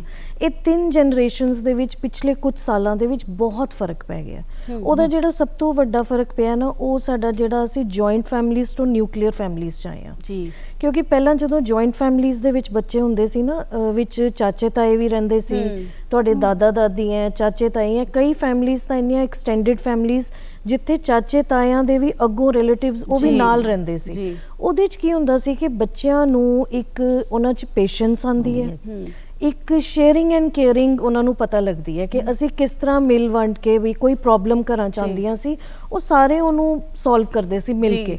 ਪਰ ਅੱਜ ਕੱਲ੍ਹ ਜਿੱਥੇ ਨਿਊਕਲੀਅਰ ਫੈਮਲੀਜ਼ ਹੈ, ਉੱਥੇ ਕਿਤੇ ਕਿਤੇ ਪੇਰੈਂਟਸ ਦੋਨੋਂ ਵਰਕਿੰਗ ਹੈ ਜੀ। ਉਹ ਜਿਹੜਾ ਵੈਲਿਊ ਸਿਸਟਮ ਹੈ, ਮਤਲਬ ਪਹਿਲੇ ਜ਼ਮਾਨੇ 'ਚ ਮੈਂ ਇਹ ਕਹਾਂਗੀ ਕਿ ਬਹੁਤ ਜ਼ਿਆਦਾ ਪੇਰੈਂਟਸ ਨੂੰ ਐਫਰਟ ਨਹੀਂ ਕਰਨੀ ਪੈਂਦੀ ਸੀ ਵੈਲਿਊਜ਼ ਪਾਉਣ ਵਾਸਤੇ। ਉਹ ਬੱਚਾ ਆਪਣੇ ਆਪ ਦੇਖ ਲੈਂਦਾ ਸੀ ਵੀ ਕੀ ਘਰ 'ਚ ਚੱਲ ਰਿਹਾ। ਮਤਲਬ ਜੇ ਤੁਹਾਡੇ ਗ੍ਰੈਂਡ ਪੇਰੈਂਟਸ ਦੇਖੋ ਪਿਆਰ ਦੇ ਰਹੇ ਹੈ, ਉਹਨਾਂ 'ਚ ਪੇਸ਼ੈਂਸ ਹੈ, ਉਹ ਬੱਚਾ ਦੇਖ ਕੇ ਆਪਣੇ ਆਪ ਹੀ ਸਿੱਖ ਜਾਂਦਾ ਹੈ। ਬਟ ਅੱਜ ਕੱਲ੍ਹ ਦੀ ਫੈਮਲੀਜ਼ ਜੇ ਪੇਰੈਂਟਸ ਹੀ ਬਾਹਰ ਹੈ, ਉਹਨੂੰ ਉਹ ਕੁਆਲਿਟੀ ਟਾਈਮ ਨਹੀਂ ਦੇ ਸਕਦੇ। ਇਸ ਕਰਕੇ ਸਾਨੂੰ ਹਰ ਛੋਟੀ ਗੱਲ ਵਾਸਤੇ ਵੀ ਬੱਚਿਆਂ ਨੂੰ ਸਮਝਾਉਣ ਦੀ ਲੋੜ ਹੈ, ਜੋ ਅਸੀਂ ਨਹੀਂ ਕਰ ਰਹੇ ਐਜ਼ ਪੇਰੈਂਟਸ। ਬਹੁਤ ਸਾਰੇ ਪੇਰੈਂਟਸ ਹੈ, ਇਸ ਕਰਕੇ ਪ੍ਰੀ ਮੈਰਿਟਲ ਕਾਉਂਸਲਿੰਗ ਦਾ ਜਿਹੜਾ ਕਨਸੈਪਟ ਹੈ ਉਹ ਇਹ ਹੈ ਕਿ ਜਿਹੜੇ ਬੱਚੇ ਦੋ ਆਪਸ 'ਚ ਨਵੇਂ ਮਿਲ ਰਹੇ ਹੈ, ਉਹਨਾਂ ਨੂੰ ਇਹ ਵੈਲਿਊਜ਼ ਦੱਸਣੀਆਂ ਬਹੁਤ ਜ਼ਰੂਰੀ ਹੈ, ਕਿਉਂਕਿ ਉਹ ਚੀਜ਼ਾਂ ਘਰਾਂ 'ਚ ਮਿਸਿੰਗ ਹੈ ਜੀ। ਜੇ ਉਹ ਗੱਲਾਂ ਘਰਾਂ 'ਚ ਹੀ ਮਿਲ ਜਾਣ ਤਾਂ ਮੇਰੇ ਖਿਆਲ ਪ੍ਰੀ ਮੈਰਿਟਲ ਕਾਉਂਸਲਿੰਗ ਦੀ ਲੋੜ ਨਾ ਪਏ। ਬਟ ਉਹਦੇ ਵਿੱਚ ਬੱਚਿਆਂ ਨੂੰ ਇਹ ਦੱਸਣਾ ਬੜਾ ਜ਼ਰੂਰੀ ਹੈ ਕਿ ਵੀ ਇਹ 2 ਪਰਸਨਸ ਦਾ ਜੋੜ ਨਹੀਂ ਹੋ ਰਿਹਾ, ਇਹ 2 ਪਰਿਵਾਰਾਂ ਦਾ ਮੇਲ ਹੈ ਜੀ। ਔਰ ਪਰਿਵਾਰਾਂ ਦੇ ਵਿੱਚ ਦੇਖੋ, ਜੇ ਅਸੀਂ 2 ਬੰਦੇ ਆ, 4 ਬੰਦੇ ਆ, 6 ਬੰਦੇ ਆ, 10 ਬੰਦੇ ਆ, ਸਾਰੇ ਡਿਫਰੈਂਟ ਹੈ ਜੀ। ਔਰ ਸਾਨੂੰ ਉਹਨਾਂ ਦੀ ਸਾਈਕੋਲੋਜੀ ਨੂੰ, ਉਹਨਾਂ ਦੇ ਜੋ ਮਨ ਦੀ ਅਵਸਥਾ, ਇੱਕ ਦੂਜੇ ਦੀ ਮਨ ਦੀ ਅਵਸਥਾ ਨੂੰ ਸਮਝਣਾ ਬੜਾ ਜ਼ਰੂਰੀ ਹੈ। ਮੈਂ ਜਿੱਦਾਂ ਮੇਰੇ ਕੋਲ ਕਈ ਆਉਂਦੇ ਆ, ਕੇਸਿਸ ਵੀ ਆਉਂਦੇ ਆ ਕਾਉਂਸਲਿੰਗ ਲਈ, ਮੈਂ ਉਹਨਾਂ ਨੂੰ ਹਮੇਸ਼ਾ ਇੱਕ ਚੀਜ਼ ਕਹਿੰਦੀ ਹਾਂ ਕਿ ਜੇ ਤੁਸੀਂ ਆਪਣੇ ਹਸਬੈਂਡ ਨੂੰ ਪਿਆਰ ਕਰਦੇ ਹੋ ਨਾ, ਤਾਂ ਉਹਦੇ ਪੇਰੈਂਟਸ ਨੂੰ ਪਿਆਰ ਕਰਨਾ ਵੀ ਤੁਹਾਡਾ ਫਰਜ਼ ਹੈ। ਬਿਲਕੁਲ। ਅਸੀਂ ਆਪਣੇ ਪੇਰੈਂਟਸ ਦੇਖੋ, ਸਾਡੇ ਆਪਸ ਦੇ ਜਿੱਦਾਂ ਪੇਰੈਂਟਸ ਵੀ ਤਾਂ ਸਾਨੂੰ, ਸਾਡੇ ਵੀ ਤਾਂ ਪੇਰੈਂਟਸ ਸਾਨੂੰ ਮਾਵਾਂ ਕਹਿੰਦੀਆਂ ਹੀ ਹੈ ਜੀ, ਬਿਲਕੁਲ, ਪਰ ਅਸੀਂ ਉਸ ਗੱਲ ਨੂੰ ਤਾਂ ਨਜ਼ਰਅੰਦਾਜ਼ ਕਰ ਦਿੰਦੇ ਆ। ਪਰ ਜੇ ਕੋਈ ਸਾਡੀ ਸੱਸ ਨੇ ਕੁਝ ਕਹਿਤਾ ਤਾਂ ਅਸੀਂ ਉਹਦਾ ਬੁਰਾ ਮਨਾ ਲੈਂਦੇ। ਇਹ ਗੱਲਾਂ ਘਰਾਂ ਵਿੱਚੋਂ ਸਮਝਾਉਣੀਆਂ ਨਵੇਂ ਬੱਚਿਆਂ ਨੂੰ ਬਹੁਤ ਜ਼ਰੂਰੀ ਹੈ, ਔਰ ਸਿਰਫ ਲੜਕੀਆਂ ਨੂੰ ਨਹੀਂ ਜੀ। ਪ੍ਰੀ ਮੈਰਿਟਲ ਕਾਉਂਸਲਿੰਗ ਦਾ ਜਿਹੜਾ ਕਨਸੈਪਟ ਹੈ ਉਹ ਲੜਕੇ ਤੇ ਲੜਕੀ ਦੋਨਾਂ ਵਾਸਤੇ। ਬਿਲਕੁਲ। ਕਈ ਵਾਰ ਨਾ ਅਸੀਂ ਦੇਖਦੇ ਹਾਂ ਕਿ ਲੜਕਾ ਔਰ ਲੜਕੀ ਸਹੀ ਹੁੰਦੇ ਨੇ, ਆਪਸ 'ਚ ਬੜੇ ਪਿਆਰ ਨਾਲ ਰਹਿ ਰਹੇ ਹੁੰਦੇ ਨੇ, ਪਰ ਪਰਿਵਾਰ ਦੀ ਦਖਲ ਅੰਦਾਜ਼ੀ ਇੰਨੀ ਜ਼ਿਆਦਾ ਹੁੰਦੀ ਹੈ, ਚਾਹੇ ਉਹ ਲੜਕੀ ਦਾ ਹੋਵੇ ਜਾਂ ਲੜਕੇ ਦਾ ਹੋਵੇ, ਕਿ ਉਹਨਾਂ ਦੇ ਦੋਨਾਂ ਦਾ ਰਿਸ਼ਤਾ ਜਿਹੜਾ ਹੈ ਨਾ ਉਹ ਟੁੱਟ ਹੀ ਜਾਂਦਾ ਹੈ ਕਿਤੇ ਨਾ ਕਿਤੇ ਜਾ ਕੇ। ਪਰਿਵਾਰ ਜਦੋਂ ਫੋਰਸ ਕਰਦਾ ਹੈ ਕਿ ਨਾ ਇਹ ਚੰਗੀ ਨਹੀਂ ਹੈ ਤੇਰੇ ਲਈ, ਜਾਂ ਇਹ ਚੰਗਾ ਨਹੀਂ ਹੈ ਤੇਰੇ ਲਈ, ਤੇਰੀਆਂ ਹੈ ਨਾ ਇੱਛਾਵਾਂ ਪੂਰੀਆਂ ਨਹੀਂ ਹੋ ਰਹੀਆਂ ਨੇ, ਹਾਲਾਂਕਿ ਲੜਕੀ ਨੂੰ ਇੰਨੀ ਜ਼ਰੂਰਤ ਨਹੀਂ ਹੁੰਦੀ ਉਹਨਾਂ ਚੀਜ਼ਾਂ ਦੀ ਜਿੰਨੀ ਉਸਦੇ ਰਿਸ਼ਤੇਦਾਰ ਹੈ ਨਾ ਉਸ ਨੂੰ ਰਿਅਲਾਈਜ਼ ਕਰਵਾਉਂਦੇ ਨੇ ਕਿ ਤੈਨੂੰ ਇਹ ਚੀਜ਼ਾਂ ਮਿਲਣੀਆਂ ਚਾਹੀਦੀਆਂ ਨੇ, ਤੂੰ ਕਿਉਂ ਕਰ ਰਹੀ ਹੈ, ਘਰ ਦੇ ਕੰਮ ਤੈਨੂੰ ਨਹੀਂ ਕਰਨੇ ਚਾਹੀਦੇ ਨੇ, ਤੈਨੂੰ ਅਸੀਂ ਪੜ੍ਹਾਇਆ ਲਿਖਾਇਆ ਇਸ ਕਰਕੇ। ਕਈ ਵਾਰ ਫੈਮਲੀਜ਼ ਜਿਹੜੀਆਂ ਨੇ ਉਹਨਾਂ ਦਾ ਵੀ ਬਹੁਤ ਜ਼ਿਆਦਾ ਇੰਟਰਫੇਰੈਂਸ ਹੋ ਜਾਂਦਾ ਹੈ ਨਾ, ਕਿ ਰਿਸ਼ਤਾ ਜਿਹੜਾ ਹੈ ਉਹ ਟੁੱਟ ਜਾਂਦਾ ਹੈ। ਬਿਲਕੁਲ। ਜਿਹੜਾ ਤੁਸੀਂ ਪ੍ਰੀ ਮੈਰਿਟਲ ਕਾਉਂਸਲਿੰਗ ਦਾ ਕਨਸੈਪਟ ਕਿਹਾ ਨਾ, ਉਹਦੇ ਵਿੱਚ ਫੈਮਿਲੀ ਕਾਉਂਸਲਿੰਗ ਵੀ ਇਨਵੋਲਵਡ ਹੁੰਦੀ ਹੈ। ਕਿ ਵੈਸੇ ਇਹਨਾਂ ਚੀਜ਼ਾਂ ਦੀ ਸਾਡੇ ਜਿੱਥੇ ਤਾਂ ਸਾਡਾ ਵੈਲਿਊ ਸਿਸਟਮ ਹਲੇ ਚੱਲ ਰਿਹਾ, ਔਰ ਮੈਂ ਕਹਿੰਦੀ ਹਾਂ ਸਾਡੇ ਪਰਿਵਾਰ ਇੱਥੇ ਅਸੀਂ ਜਿਸ ਤਰ੍ਹਾਂ ਦੇਖਦੇ ਹਾਂ ਪੰਜਾਬ ਦੇ ਵਿੱਚ ਬਹੁਤ ਸਾਡੇ ਵਧੀਆ ਮਤਲਬ ਇੱਕ ਸਿਸਟਮ ਅਸੀਂ ਜੁੜੇ ਹੋਏ ਹਾਂ, ਪਰ ਥੋੜਾ ਜਿਹਾ ਤੁਸੀਂ ਅੱਗੇ ਚਲੇ ਜਾਓ, ਇੱਥੇ ਵੀ ਇਹ ਨਹੀਂ ਮੈਂ ਕਹਿ ਰਹੀ ਕਿ ਸਾਰੇ ਪਰਿਵਾਰ ਹੀ ਇਸ ਤਰ੍ਹਾਂ ਵੈਲਿਊ ਸਿਸਟਮ ਰਿਟੇਨ ਕਰ ਰਹੇ ਹੈ, ਬਟ ਬਹੁਤ ਸਾਰੇ ਇਸ ਤਰ੍ਹਾਂ ਦੇ ਪਰਿਵਾਰ ਹੈ ਜਿੱਥੇ ਵੈਲਿਊ ਸਿਸਟਮ ਰਿਟੇਨ ਹੋ ਰਿਹਾ। ਇਹ ਮਤਲਬ ਇੱਕ ਸਾਡਾ ਜਿਹੜਾ ਵੈਲਿਊ ਸਿਸਟਮ, ਜੇ ਅਸੀਂ ਇਹਨੂੰ ਅੱਗੇ ਤੋਰਨਾ ਹੈ, ਇਹ ਤਾਂ ਦੇਖੋ ਨਾ ਐਜ਼ ਪੇਰੈਂਟਸ ਅੱਜ ਕੱਲ੍ਹ ਇੱਕ ਨਵਾਂ ਕਨਸੈਪਟ ਆਇਆ, ਜਿਸ ਤਰ੍ਹਾਂ ਗੌਰਵ ਜੀ ਨੇ ਵੀ ਕਿਹਾ ਕਿ ਬੱਚੇ ਆਪਸ 'ਚ ਠੀਕ ਹੋ ਜਾਣ ਤੇ ਮਾਪਿਓ ਕਹਿੰਦੇ ਆ ਕਿ ਕੋਈ ਗੱਲ ਨਹੀਂ, ਠੀਕ ਹੈ। ਅੱਜ ਕੱਲ੍ਹ ਕਿਉਂ ਆ ਰਿਹਾ ਹੈ? ਕਿਉਂਕਿ ਇਹ ਬੜਾ ਈਜ਼ੀ ਹੋ ਗਿਆ ਕਿ ਵਿਆਹ ਹੋਇਆ, ਥੋੜੀ ਦੇਰ ਬਾਅਦ ਨਹੀਂ ਗੱਲ ਬਣੀ, ਡਾਈਵੋਰਸ ਹੋ ਗਿਆ। ਡਾਈਵੋਰਸ ਕੇਸਿਸ ਬਹੁਤ ਜ਼ਿਆਦਾ ਵੱਧ ਰਹੇ, ਬਹੁਤ ਜ਼ਿਆਦਾ। ਪਰ ਜਿਨ੍ਹਾਂ ਫੈਮਲੀਜ਼ ਦੇ ਵਿੱਚ, ਮੈਂ ਬਾਰ-ਬਾਰ ਉਹੀ ਕਰ ਰਹੀ ਹਾਂ, ਇਹ ਤੁਹਾਡੀ ਪਰਵਰਿਸ਼ ਦਾ ਬੜਾ ਰੋਲ ਹੁੰਦਾ ਉਹਦੇ ਵਿੱਚ। ਜਿਨ੍ਹਾਂ ਫੈਮਲੀਜ਼ ਦੇ ਵਿੱਚ ਇਹ ਚੀਜ਼ ਸਿਖਾਈ ਜਾਂਦੀ, ਹੁਣ ਜਿੱਦਾਂ ਮੈਂ ਕਹਿੰਦੀ ਹਾਂ ਕਿ ਲੜਕੀਆਂ ਨੇ ਬੜੀ ਤਰੱਕੀ ਕੀਤੀ ਹੈ, ਲੜਕੀਆਂ ਬਾਹਰ ਨਿਕਲ ਰਹੀਆਂ, ਜੌਬਸ ਕਰ ਰਹੀਆਂ, ਕਿਸੇ ਜਗ੍ਹਾ ਤੇ ਤੁਸੀਂ ਇਹ ਦੇਖਦੇ ਹੋ ਕਿ ਹਸਬੈਂਡਸ ਦੇ ਨਾਲੋਂ ਵਾਈਫਸ ਜ਼ਿਆਦਾ ਕਮਾ ਰਹੀਆਂ, ਤਾਂ ਉੱਥੇ ਇਹ ਚੀਜ਼ ਸਮਝਣ ਦੀ ਲੋੜ ਹੈ। ਮਤਲਬ ਦੋਨਾਂ ਨੂੰ ਇਹ ਸਮਝਣ ਦੀ ਲੋੜ ਹੈ, ਇੱਜ਼ਤ ਇੱਕ ਦੂਸਰੇ ਦੀ ਕਰਨ ਦੀ ਲੋੜ ਹੈ, ਔਰ ਸਾਨੂੰ ਆਪਣੇ ਬੇਟਿਆਂ ਨੂੰ ਵੀ ਇਹ ਸਮਝਾਉਣ ਦੀ ਲੋੜ ਹੈ ਕਿ ਅਸੀਂ ਲੜਕੀਆਂ ਦੀ ਕਿੱਦਾਂ ਇੱਜ਼ਤ ਕਰਨੀ ਹੈ। ਇਹ ਸਿਰਫ ਲੜਕੀਆਂ ਦਾ ਕੰਮ ਨਹੀਂ ਹੈ ਕਿ ਇੱਕ ਵਿਆਹ ਨੂੰ ਅਸੀਂ ਕਹਿੰਦੇ ਹਾਂ ਕਿ ਵਿਆਹ ਦੀ ਜਿਹੜੀ ਨੀਂਹ ਹੈ ਉਹ ਦੋਨਾਂ ਤੇ ਹੈ ਤੇ ਫੈਮਲੀਜ਼ ਤੇ ਵੀ ਹੈ, ਔਰ ਫੈਮਲੀਜ਼ ਦਾ ਜੇ ਵੈਲਿਊ ਸਿਸਟਮ ਅੱਛਾ ਹੈ ਤਾਂ ਉਹ ਇਦਾਂ ਦੀ ਇੰਟਰਫੇਰੈਂਸ ਨਹੀਂ ਕਰਨਗੇ। ਔਰ ਉਹਦੇ ਵਿੱਚ ਇਹ ਫੋਨਸ ਦਾ ਬਹੁਤ ਵੱਡਾ ਰੋਲ ਹੈ ਅੱਜ ਕੱਲ੍ਹ, ਕਿਉਂਕਿ ਕਨੈਕਟੀਵਿਟੀ ਬਹੁਤ ਜ਼ਿਆਦਾ ਵੱਧ ਗਈ ਹੈ। ਤੁਸੀਂ ਹਰ ਇੱਕ ਮਿੰਟ ਦੀ ਖਬਰ ਤੁਸੀਂ ਆਪਣੀ ਮਤਲਬ ਇੱਧਰ ਦੀ ਉੱਧਰ ਦੇ ਰਹੇ ਹੋ, ਉੱਧਰ ਦੀ ਇੱਧਰ ਲੈ ਰਹੇ ਹੋ। ਉਹ ਵੀ ਮਤਲਬ ਥੋੜਾ ਪੇਰੈਂਟਸ ਨੂੰ ਵੀ ਆਪਣੇ ਤੇ ਕੰਟਰੋਲ ਕਰਨ ਦੀ ਲੋੜ ਹੈ, ਬੱਚਿਆਂ ਨੂੰ ਵੀ ਕੰਟਰੋਲ ਕਰਨ ਦੀ ਲੋੜ ਜੀ, ਤਾਂ ਕਿ ਮਤਲਬ ਇੱਕ ਬਹੁਤ ਚੀਜ਼ਾਂ ਮੈਮ ਅਗਰੀ ਕਰਨਗੇ ਮੇਰੇ ਨਾਲ ਕਿ ਬਹੁਤ ਪੁਰਾਣੇ ਟਾਈਮ 'ਚ ਇੱਦਾਂ ਹੁੰਦਾ ਸੀ ਕਿ ਬਹੁਤ ਸਾਰੀਆਂ ਚੀਜ਼ਾਂ ਢੱਕੀਆਂ ਟਕਾਈਆਂ ਰਹਿੰਦੀਆਂ ਸੀ, ਉਹ ਕਦੀ ਬਾਹਰ ਹੀ ਨਹੀਂ ਨਿਕਲਦੀਆਂ ਸੀ। ਪਰ ਅੱਜ ਕੱਲ੍ਹ ਇੰਨੀ ਜ਼ਿਆਦਾ ਉਹ ਹੋ ਗਈ ਹੈ ਕਿ ਮਿੰਟ ਦੀ ਗੱਲ ਪੇਰੈਂਟਸ ਬੱਚਿਆਂ ਨਾਲ ਕਰ ਰਹੇ ਹੈ, ਬੱਚੇ ਪੇਰੈਂਟਸ ਨਾਲ ਕਰ ਰਹੇ ਹੈ। ਅਸੀਂ ਕਈ ਵਾਰੀ ਕਹਿੰਦੇ ਸੁਣਿਆ ਘਰਦਿਆਂ ਨੂੰ ਕਿ ਫੋਨ ਹਰੇਕ ਪੁਆੜੇ ਦੀ ਜੜ ਹੈ, ਸਿਆਪੇ ਇਹਦੇ ਪਾਏ ਹੋਏ ਨੇ, ਔਰ ਇਹ ਕਿਤੇ ਨਾ ਕਿਤੇ ਅੱਜ ਦੀ ਡੇਟ ਦੇ ਵਿੱਚ ਸੱਚ ਵੀ ਹੁੰਦਾ ਜਾ ਰਿਹਾ ਹੈ। ਸੋਸ਼ਲ ਮੀਡੀਆ ਦੀ ਜੇਕਰ ਗੱਲ ਕਰੀਏ ਤਾਂ ਸੋਸ਼ਲ ਮੀਡੀਆ ਦਾ ਬੜਾ ਹੀ ਜ਼ਿਆਦਾ ਬੱਚਿਆਂ ਦੇ ਉੱਤੇ ਇਫੈਕਟ ਪੈ ਰਿਹਾ ਹੈ। ਰੀਲਸ ਬਣਾਉਂਦੇ ਨੇ, ਦੇਖਦੇ ਨੇ ਕਿ ਅੱਛਾ ਉਹ ਫਲਾਣੀ ਜਗ੍ਹਾ ਘੁੰਮਣ ਗਏ, ਆਪਣੇ ਘਰ 'ਚ ਕਲੇਸ਼ ਪਾ ਕੇ ਬਹਿ ਜਾਂਦੇ ਨੇ ਕਿ ਵੀ ਸਾਨੂੰ ਵੀ ਲੈ ਕੇ ਜਾਓ, ਅਸੀਂ ਵੀ ਘੁੰਮਣ ਜਾਣਾ ਹੈ। ਹਾਲਾਂਕਿ ਇਹ ਜਿਹੜੀ ਰੀਲਸ ਦੇ ਉੱਤੇ ਜਾਂ ਸੋਸ਼ਲ ਮੀਡੀਆ ਤੇ ਲਾਈਫ ਦਿਖਾਈ ਜਾਂਦੀ ਹੈ ਉਹ ਕਿਤੇ ਨਾ ਕਿਤੇ ਸੱਚੀ ਹੁੰਦੀ ਨਹੀਂ ਹੈ, ਸੱਚ ਨਹੀਂ ਹੁੰਦਾ ਹੈ ਉਹ, ਪਰ ਲੋਕੀ ਉਸ ਨੂੰ ਆਪਣੀ ਜ਼ਿੰਦਗੀ ਦੇ ਵਿੱਚ ਬਹੁਤ ਜ਼ਿਆਦਾ ਉਤਾਰ ਲੈਂਦੇ ਨੇ। ਵੈਸੇ ਮੈਮ ਨੇ ਬਰਾਬਰੀ ਦੀ ਗੱਲ ਕੀਤੀ ਹੈ ਤੇ ਮੈਂ ਉੱਥੇ ਤੁਹਾਨੂੰ ਕਹੂੰਗੀ ਕਿ ਅੱਜ ਕੱਲ੍ਹ ਬਰਾਬਰੀ ਦੀ ਗੱਲ ਬਹੁਤ ਹੁੰਦੀ ਹੈ ਕਿ ਜੇਕਰ ਕੁੜੀ ਘਰ ਦੇ ਕੰਮ ਕਰਦੀ ਹੈ ਤਾਂ ਮੁੰਡੇ ਨੂੰ ਵੀ ਘਰ ਦੇ ਕੰਮ ਆਉਣੇ ਚਾਹੀਦੇ ਨੇ। ਕੁੜੀ ਕਮਾ ਰਹੀ ਹੈ ਤੇ ਮੁੰਡਾ ਵੀ ਤਾਂ ਕਮਾ ਰਿਹਾ ਹੈ ਨਾ, ਸੋ ਦੋਨੋਂ ਹੀ ਬਰਾਬਰੀ ਦਾ ਹੱਕ ਚਾਹੁੰਦੇ ਨੇ। ਦੇਖੋ ਪੁਰਾਣਾ ਜ਼ਮਾਨਾ ਜਿਹੜਾ ਸੀਗਾ ਉੱਥੇ ਇਹ ਮੰਨਿਆ ਜਾਂਦਾ ਸੀ ਕਿ ਜਿਹੜਾ ਮੇਲ ਮੈਂਬਰ ਹੈ ਉਹ ਅਰਨਿੰਗ ਮੈਂਬਰ, ਉਹੀ ਰੋਜ਼ੀ ਰੋਟੀ ਉਹੀ ਕਮਾ ਕੇ ਲਿਆਏਗਾ, ਉਹੀ ਤਲੀ ਤੇ ਕੁੜੀ ਦੇ ਪੈਸੇ ਰੱਖੇਗਾ, ਔਰ ਬਹੁਤਾ ਕੋਈ ਰਿਵਾਜ ਵੀ ਨਹੀਂ ਸੀ ਕਿਉਂਕਿ ਸਾਦਾ ਸੀ, ਕੋਈ ਇਕੱਲੇ ਸ਼ਾਪਿੰਗ ਨਹੀਂ ਜਾਣਾ, ਕਿਧਰੇ ਨਹੀਂ ਜਾਣਾ, ਤਾਂ ਪੈਸੇ ਦੀ ਕੋਈ ਲੋੜ ਨਹੀਂ ਸੀ। ਡਾਕਟਰ ਆਸ਼ਮੀਨ ਕੌਰ ਨੇ ਬੜੀ ਵਧੀਆ ਗੱਲ ਕਹੀ ਕਿ ਕਿਸ ਤਰੀਕੇ ਨਾਲ ਕਾਉਂਸਲਿੰਗ ਜਿਹੜੀ ਹੈ ਜ਼ਰੂਰੀ ਹੈ ਔਰ ਪੇਰੈਂਟਸ ਦੀ ਵੀ ਜ਼ਰੂਰੀ ਹੈ। ਔਰ ਦੇਖੋ ਕਾਉਂਸਲਿੰਗ ਪੁਰਾਣੇ ਜ਼ਮਾਨੇ 'ਚ ਵੀ ਹੁੰਦੀ ਸੀ, ਬਿਲਕੁਲ ਉਹ ਡਿਫਰੈਂਟ ਸੀ। ਉੱਥੇ ਕੀ ਮਾਂ-ਬਾਪ ਕਹਿੰਦੇ ਸੀ, ਕੁੜੀ ਨੂੰ ਕਹਿੰਦੇ ਸੀ ਕਿ ਤੂੰ ਦੇਖ ਸਾਡੇ ਘਰ ਦੀ ਇੱਜ਼ਤ ਬਣਾਣੀ ਉੱਥੇ ਜਾ ਕੇ, ਤੂੰ ਕੋਈ ਇਹੋ ਜਿਹਾ ਕੰਮ ਨਹੀਂ ਕਰਨਾ ਕਿ ਜਿਹਦੇ ਨਾਲ ਸਾਨੂੰ ਕੱਲ ਨੂੰ ਲਾਂਭਾ ਆਏ ਕਿ ਤੁਹਾਡੀ ਕੁੜੀ ਨੇ ਇਹ ਕੀਤਾ। ਪਿਓ ਕਹਿੰਦਾ ਸੀ ਕਿ ਮੇਰੀ ਤੂੰ ਪੱਗ ਦੀ ਲਾਜ ਰੱਖਣੀ, ਤੇ ਉਹ ਟਾਈਮਸ ਸੀਗੇ।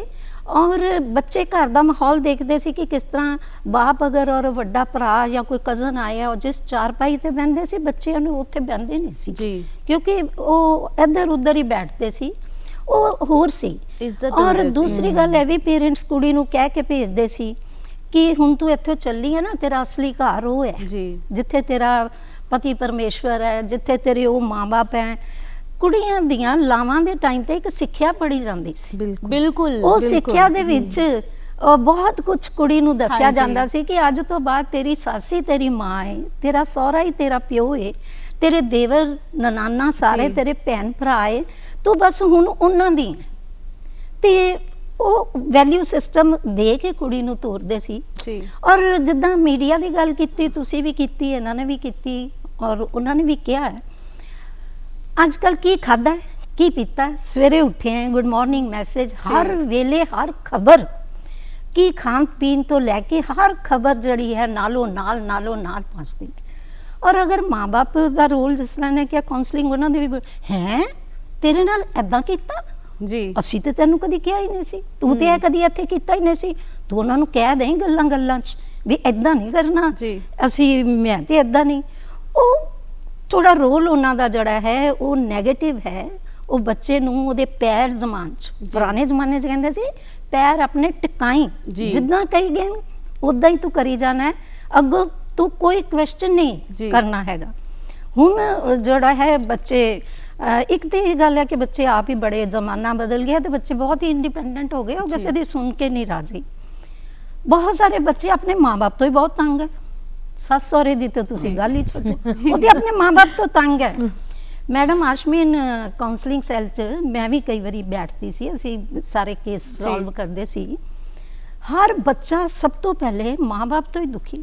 ਮੇਰੇ ਫਾਦਰ ਨੇ ਇਹ ਕਿਹਾ, ਮੇਰੇ ਫਾਦਰ ਇੰਜ ਕਰਦੇ, ਮੇਰੀ ਮੰਮੀ ਇੰਜ, ਸਾਨੂੰ ਕਿਸੇ ਨਾਲ ਗੱਲ ਨਹੀਂ ਕਰਨ ਦਿੰਦੇ, ਸਾਨੂੰ ਬੋਲਣ ਨਹੀਂ ਦਿੰਦੇ, ਸਾਨੂੰ ਵੇਖ ਲਿਆ ਕਿਸੇ ਨੇ, ਬੜਾ ਇੱਦਾਂ ਇਸ਼ੂ ਬਣ ਜਾਂਦੇ ਸੀ।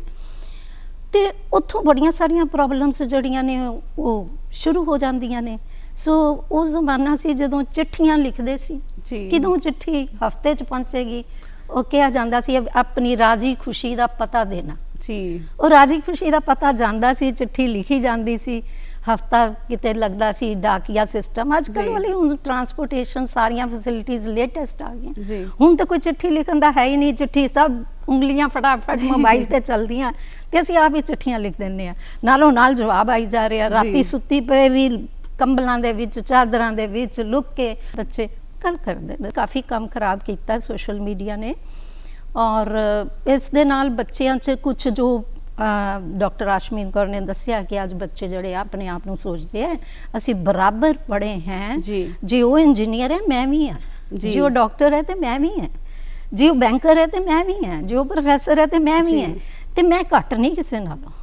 ਔਰ ਮਾਂ ਬਾਪ ਵੀ ਕੁਛ ਇੱਦਾਂ ਕਹਿੰਦੇ, ਤੈਨੂੰ ਕਿਸੇ ਨੇ ਐਂ ਕਿਹਾ ਤੂੰ ਐਂ ਕਰਦੀ ਜੀ, ਇਹ ਗਲਤ ਅਸੀਂ ਗੱਲਾਂ ਕੁਛ ਆਪ ਹੀ ਸਿਖਾਉਂਦੇ ਹਾਂ, ਜਿਹੜੀਆਂ ਬੱਚਿਆਂ ਦੇ ਅੱਗੇ ਜੀਵਨ 'ਚ ਜਾ ਕੇ ਬਹੁਤ ਉਹਨਾਂ ਨੂੰ ਭਾਰੀਆਂ ਪੈ ਜਾਂਦੀਆਂ ਨੇ। ਅਸੀਂ ਪੁਰਾਣੇ ਜ਼ਮਾਨੇ ਦੇ ਵਿੱਚ ਅਗਰ ਦੇਖੀਏ ਤੇ ਉਹ ਸਹਿਨਸ਼ੀਲਤਾ ਸਿਖਾਈ ਜਾਂਦੀ ਸੀ ਕੁੜੀ ਨੂੰ ਕਿ ਤੂੰ ਬੱਚੇ ਅੱਗੇ ਜਵਾਬ ਨਹੀਂ ਦੇਣਾ। ਤੇ ਦੇਖੋ ਇੱਕ ਬੱਚਾ ਜਦੋਂ ਆਪਣਾ ਸਾਰਾ ਪਰਿਵਾਰ ਛੱਡ ਕੇ ਸਹੁਰੇ ਘਰ ਜਾਂਦਾ, ਪੇਕੇ ਘਰ ਛੱਡ ਕੇ, ਤੇ ਥੋੜਾ ਜਿਹਾ ਉਧਰ ਇਨ-ਲॉज ਦਾ ਵੀ ਰੋਲ ਕਿਹੋ ਜਿਹਾ ਹੈ, ਸਸੁਰਾਲ ਵਾਲਿਆਂ ਦਾ।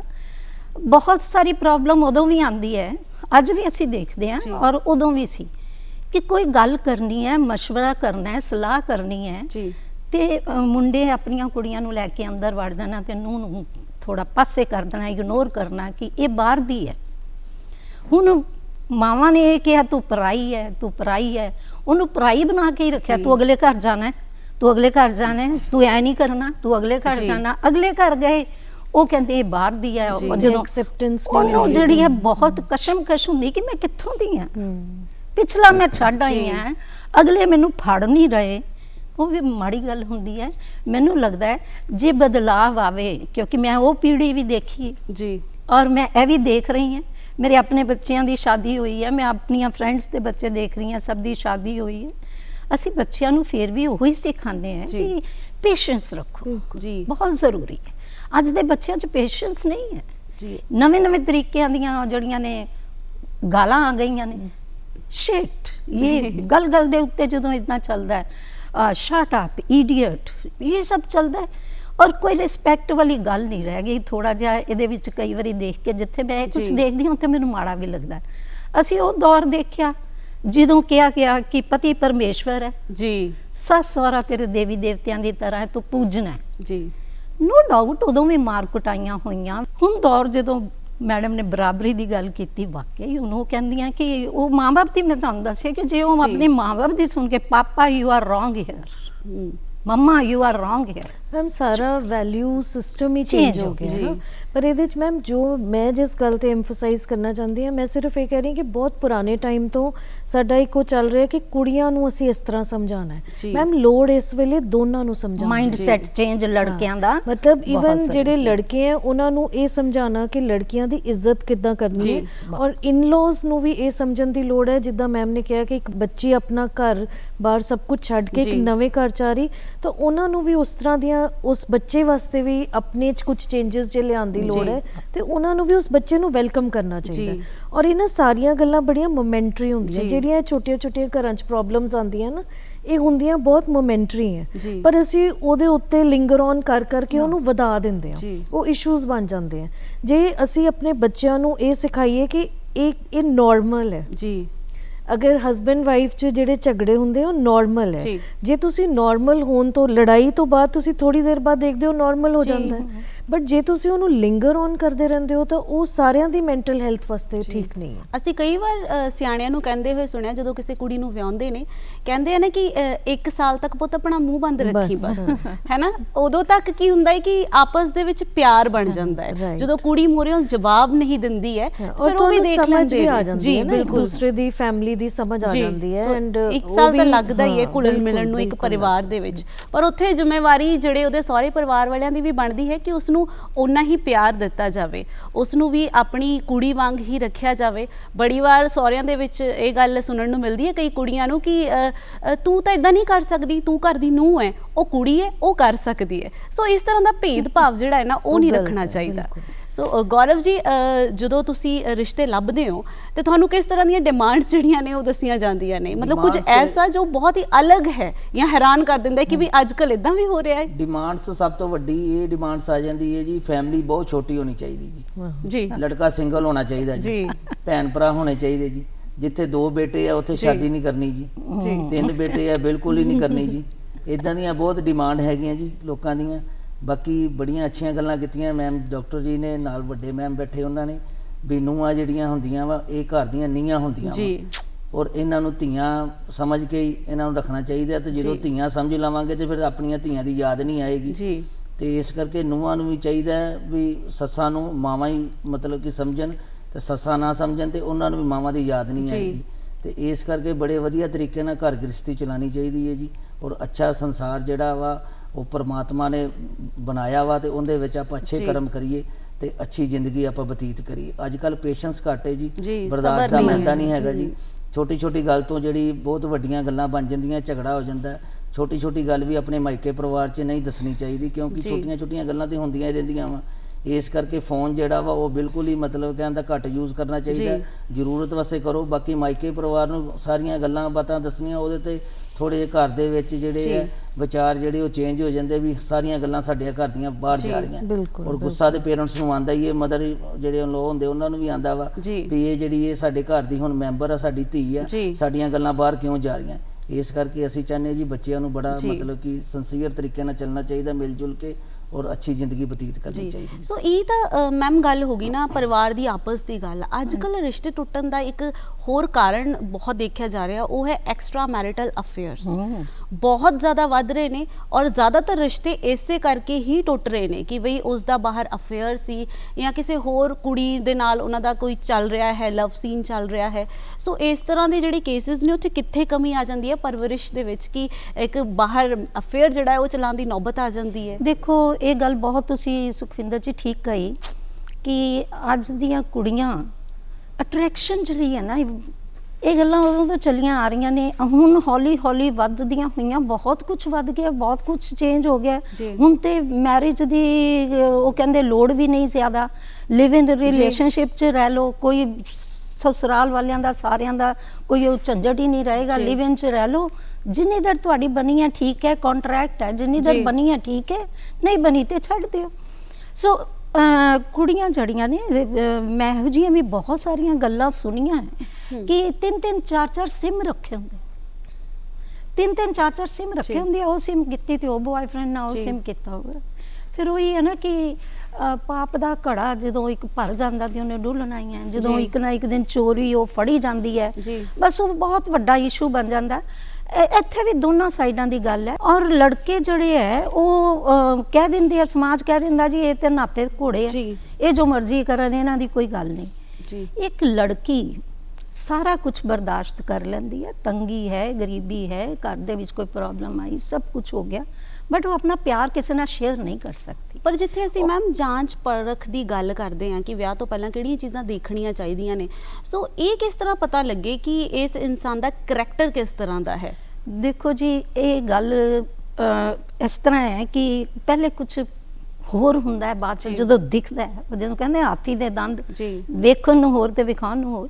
ਪਹਿਲੇ ਸਾਰੀਆਂ ਚੀਜ਼ਾਂ ਹਰ ਕੋਈ ਲੜਕੀ ਹੈ ਜਾਂ ਲੜਕਾ ਆਪਣਾ ਬੈਸਟ ਦਿੰਦੇ ਜੀ, ਬੈਸਟ ਆਪਣੇ ਆਪ ਨੂੰ ਪ੍ਰੋਜੈਕਟ ਕਰਨਗੇ, ਬੈਸਟ ਆਪਣੀ ਫੈਮਿਲੀ ਨੂੰ ਕਰਨਗੇ ਪ੍ਰੋਜੈਕਟ। ਔਰ ਬਹੁਤ ਸਾਰੀਆਂ ਦੇ ਕੇਸਿਸ ਦੇ ਵਿੱਚ ਤੇ ਮੈਂ ਇਹ ਵੀ ਦੇਖਿਆ, ਸੁਣਿਆ ਹੈ ਔਰ ਦੇਖਿਆ ਵੀ ਹੈ। ਮੈਂ ਆਪਣੇ ਇੰਨਾ ਵੱਡਾ ਸਰਕਲ ਹੈ, ਠੀਕ ਹੈ, ਮੈਂ ਪ੍ਰੋਫੈਸਰ ਵੀ ਸੀ, ਸਮਾਜ 'ਚ ਵੀ ਕੰਮ ਕਰ ਰਹੀ ਹਾਂ, ਤੇ ਕਿ ਪਹਿਲੀ ਰਾਤ ਹੀ ਸਾਰਾ ਕੁਝ ਟੁੱਟ ਜਾਂਦਾ ਹੈ ਜੀ। ਲਵ ਅਫੇਅਰ ਪਿਛਲੇ 8 ਸਾਲ ਤੋਂ ਚੱਲ ਰਿਹਾ, 7 ਸਾਲ ਤੋਂ ਚੱਲ ਰਿਹਾ, ਸਕੂਲ ਟਾਈਮ ਤੋਂ ਚੱਲ ਰਿਹਾ, ਔਰ ਸ਼ਾਦੀ ਹੋਣ ਦੀ ਦੇਰ ਸੀ ਔਰ ਸ਼ਾਦੀ ਦੀਆਂ ਰਸਮਾਂ ਰੀਤੀਆਂ ਦੇ ਵਿੱਚੋਂ ਹੀ ਗੱਲਾਂ ਨਿਕਲਣੀਆਂ, ਉਹ ਧੂਆਂ ਉੱਠਣਾ ਸ਼ੁਰੂ ਹੋ ਜਾਂਦਾ ਹੈ। ਔਰ ਜਦੋਂ ਕਹਿੰਦਾ ਤੂੰ ਇਹ ਗੱਲ ਕਿਉਂ ਕਹੀ, ਤੂੰ ਇਹ ਗੱਲ ਐਦਾਂ ਕਿਉਂ, ਤੇਰੇ ਘਰ ਵਾਲਿਆਂ ਨੇ, ਤੇਰੇ ਪਿਓ ਨੇ, ਮੇਰੇ ਪਿਓ ਨੇ, ਤੇਰੀ ਮਾਂ ਨੇ, ਮੇਰੀ ਮਾਂ, ਬਸ ਉਹ ਸ਼ੁਰੂ ਹੋ ਜਾਂਦਾ।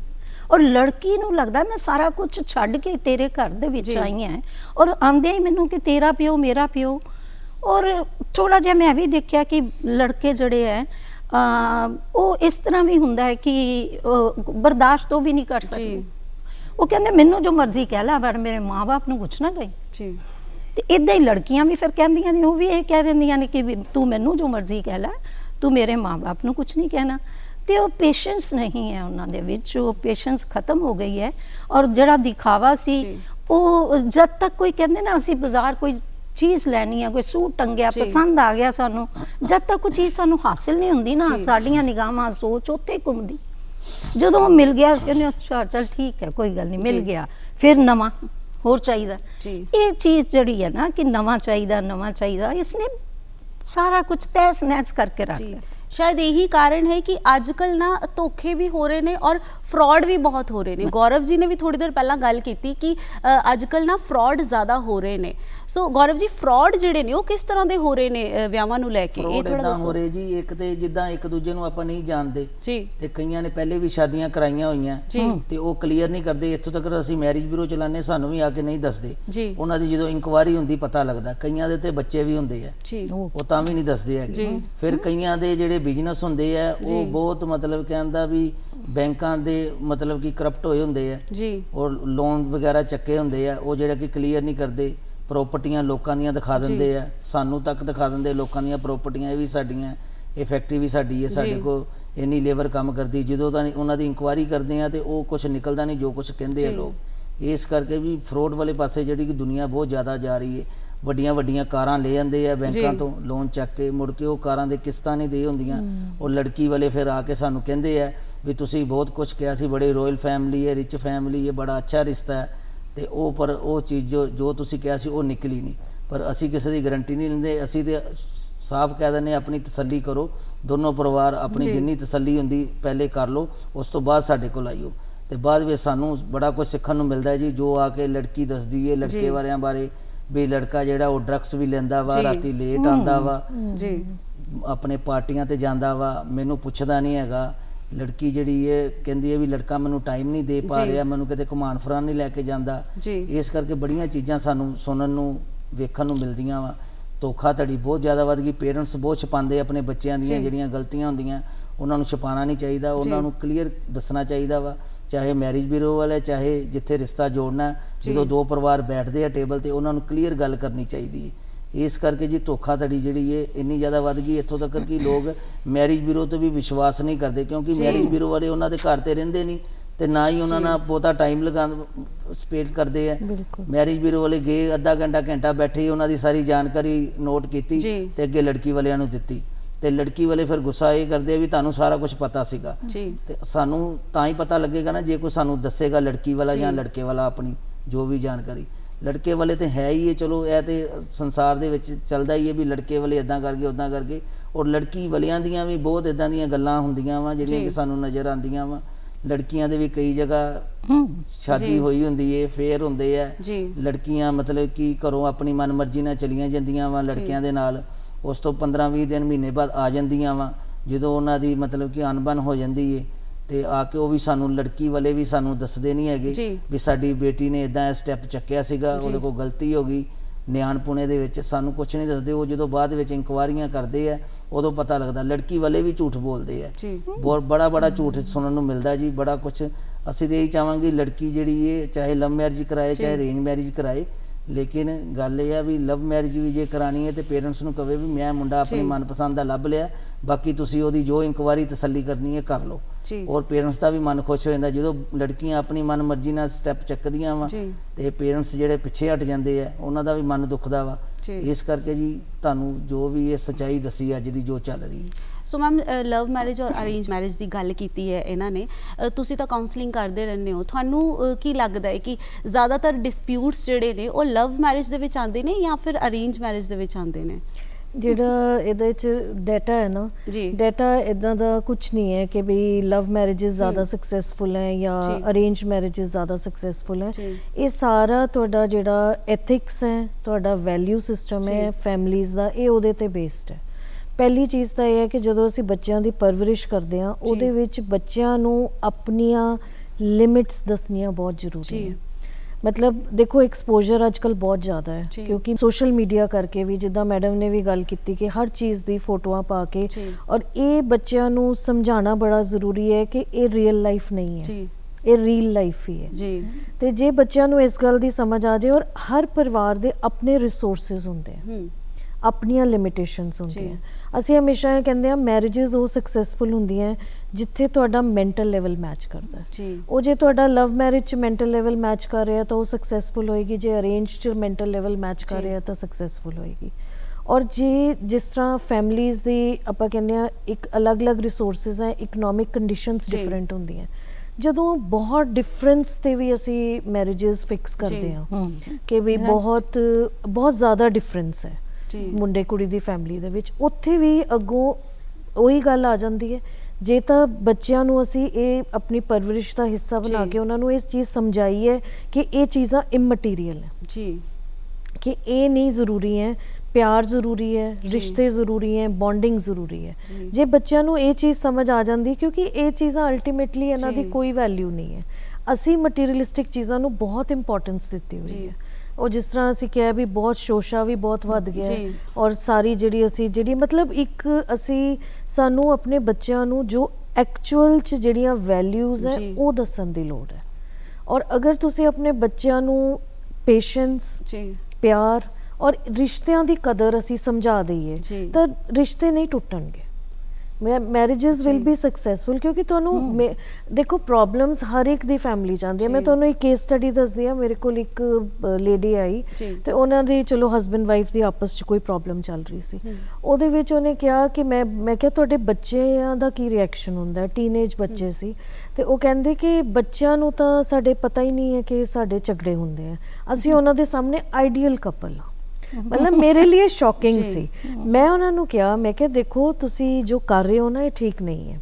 ਅਗਰ ਤੁਹਾਡੀ ਆਪਸ 'ਚ ਕੋਈ ਕਨਫਰੰਟੇਸ਼ਨ ਹੈ, ਕੋਈ ਤੁਹਾਨੂੰ ਪ੍ਰੋਬਲਮਸ ਆਉਂਦੀਆਂ, it is okay to fight in front of children, ਪਰ ਇਹ ਚੀਜ਼ ਠੀਕ ਨਹੀਂ ਹੈ ਕਿ ਤੁਸੀਂ ਉਹਨਾਂ ਦੇ ਸਾਹਮਣੇ ਆਈਡੀਅਲ। ਮੈਂ ਕਿਹਾ ਕੱਲ ਨੂੰ ਤੁਸੀਂ ਆਪਣੇ ਬੱਚੇ ਵਿਆਹੋਗੇ ਤੇ ਉਹਨਾਂ ਨੂੰ ਤਾਂ ਲੱਗੇਗਾ ਕਿ ਇਹ ਤਾਂ ਲੜਾਈਆਂ ਤਾਂ ਹੁੰਦੀਆਂ ਹੀ ਨਹੀਂ।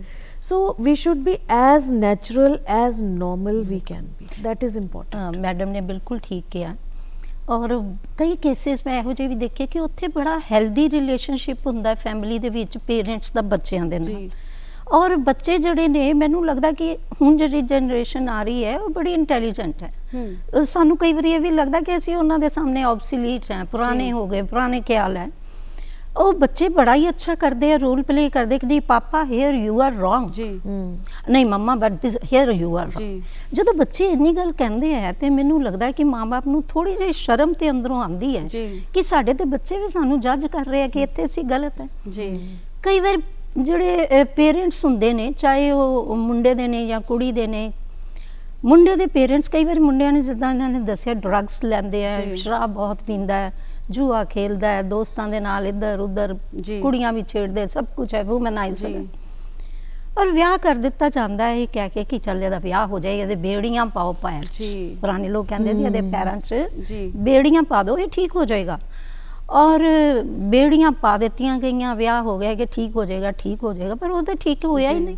ਦੋਸਤ ਕਹਿੰਦੇ ਆ ਕਿ ਤੂੰ ਸਾਨੂੰ ਛੱਡੀ ਨਾ, ਕਿ ਹੁਣ ਤੇਰਾ ਵਿਆਹ ਹੋ ਗਿਆ, ਹੁਣ ਤੂੰ ਸਾਡੇ ਨਾਲ ਬਹਿੇਗਾ ਨਹੀਂ, ਪੀਏਗਾ ਨਹੀਂ, ਖਾਏਗਾ ਨਹੀਂ, ਇਹ ਨਹੀਂ ਹੈ ਤੇਰਾ। ਔਰ ਉਹ ਫਿਰ ਝਗੜੇ ਚੱਲਦੇ ਆ, ਸੁਲਾ ਸਫਾਈਆਂ, ਔਰ ਫਿਰ ਕਿਹਾ ਜਾਂਦਾ ਚੱਲ ਬੱਚਾ ਹੋ ਜਾਏਗਾ, ਠੀਕ ਹੋ ਜਾਏਗਾ, ਬੱਚਾ ਹੋ ਜਾਏਗਾ, ਠੀਕ, ਬੱਚਾ ਵੀ ਹੋ ਜਾਂਦਾ ਹੈ, ਠੀਕ ਕੁਝ ਵੀ ਨਹੀਂ ਹੋਇਆ। ਸੋ ਆਪਾਂ ਇਹ ਕਹਿ ਸਕਦੇ ਆ ਨਾ ਕਿ ਮਤਲਬ ਆਪਣੇ ਬੱਚੇ ਨੂੰ ਸੁਧਾਰਨ ਦੇ ਲਈ ਕਿਸੇ ਹੋਰ ਦੇ ਬੱਚੇ ਦੀ ਜ਼ਿੰਦਗੀ ਨਾ ਖਰਾਬ ਕਰੋ। ਨਾ ਵਿਆਹ ਹੱਲ ਨਹੀਂ ਹੈ ਕਿਸੇ ਨੂੰ ਸੁਧਾਰਨ ਦਾ। ਸੋ ਆਪਾਂ ਇੱਥੇ ਗੱਲ ਕਰ ਰਹੇ ਹਾਂ। ਸੋ ਜਾਂਦੇ ਜਾਂਦੇ ਇੱਕ ਤੁਸੀਂ ਮੈਸੇਜ ਜਿਹੜਾ ਹੈ ਉਹ ਕੀ ਦੇਣਾ ਚਾਹੋਗੇ? ਮੈਨੂੰ ਲੱਗਦਾ ਹੈ ਕਿ ਸਭ ਤੋਂ ਪਹਿਲੇ 3 ਚੀਜ਼ਾਂ ਮੈਨੂੰ ਲੱਗਦਾ ਬਹੁਤ ਜ਼ਰੂਰੀ ਹੈ। ਵਿਆਹ ਇੱਕ ਬੜਾ ਖੂਬਸੂਰਤ ਰਿਸ਼ਤਾ ਹੁੰਦਾ ਜਿੱਥੇ 2 ਜਿਸਮ ਨਹੀਂ, 2 ਰੂਹਾਂ, 2 ਆਤਮਾਵਾਂ ਆਪਸ 'ਚ ਜੁੜਦੀਆਂ, ਔਰ ਉਹ ਫਿਰ ਅੱਗੋਂ ਸਮਾਜ ਨੂੰ ਵਧਾਉਂਦੀਆਂ, ਪਰਿਵਾਰ ਨੂੰ ਵਧਾਉਂਦੀਆਂ, ਅੱਗੇ ਸੰਤਾਨ ਪੈਦਾ ਕਰਦੀਆਂ ਨੇ। ਸ੍ਰਿਸ਼ਟੀ ਇੱਥੋਂ ਹੀ ਚੱਲਦੀ ਹੈ ਔਰ ਇਹ ਬੜਾ ਇੱਕ ਮਹੱਤਵਪੂਰਨ ਹੈ। ਔਰ ਅਗਰ ਉਹਦੇ ਵਿੱਚ ਪਹਿਲੀ ਗੱਲ ਹੈ ਪਿਆਰ। ਜੇ ਪਿਆਰ ਹੋਏਗਾ ਤੁਸੀਂ ਇੱਜ਼ਤ ਵੀ ਕਰੋਗੇ, ਔਰ ਇੱਜ਼ਤ ਬਹੁਤ ਜ਼ਰੂਰੀ ਆ। ਹਰ ਬੰਦਾ ਜਿਹੜਾ ਨਾ ਉਹ ਚਾਹੁੰਦਾ ਹੈ ਕਿ ਮੇਰੀ ਇੱਜ਼ਤ ਹੋਵੇ। ਇੱਕ ਛੋਟੇ ਜਿਹੇ ਬੱਚੇ ਨੂੰ ਵੀ ਤੁਸੀਂ ਕਿਸੇ ਸਾਹਮਣੇ ਡਾਂਟ ਦੋਗੇ ਨਾ ਤੇ ਉਹ ਨਾਰਾਜ਼ ਹੋ ਜਾਏਗਾ, ਤੁਸੀਂ ਮੇਰੀ ਬੇਇੱਜ਼ਤੀ ਕੀਤੀ, ਉਹ ਵੀ ਨਹੀਂ ਪਸੰਦ ਕਰਦਾ।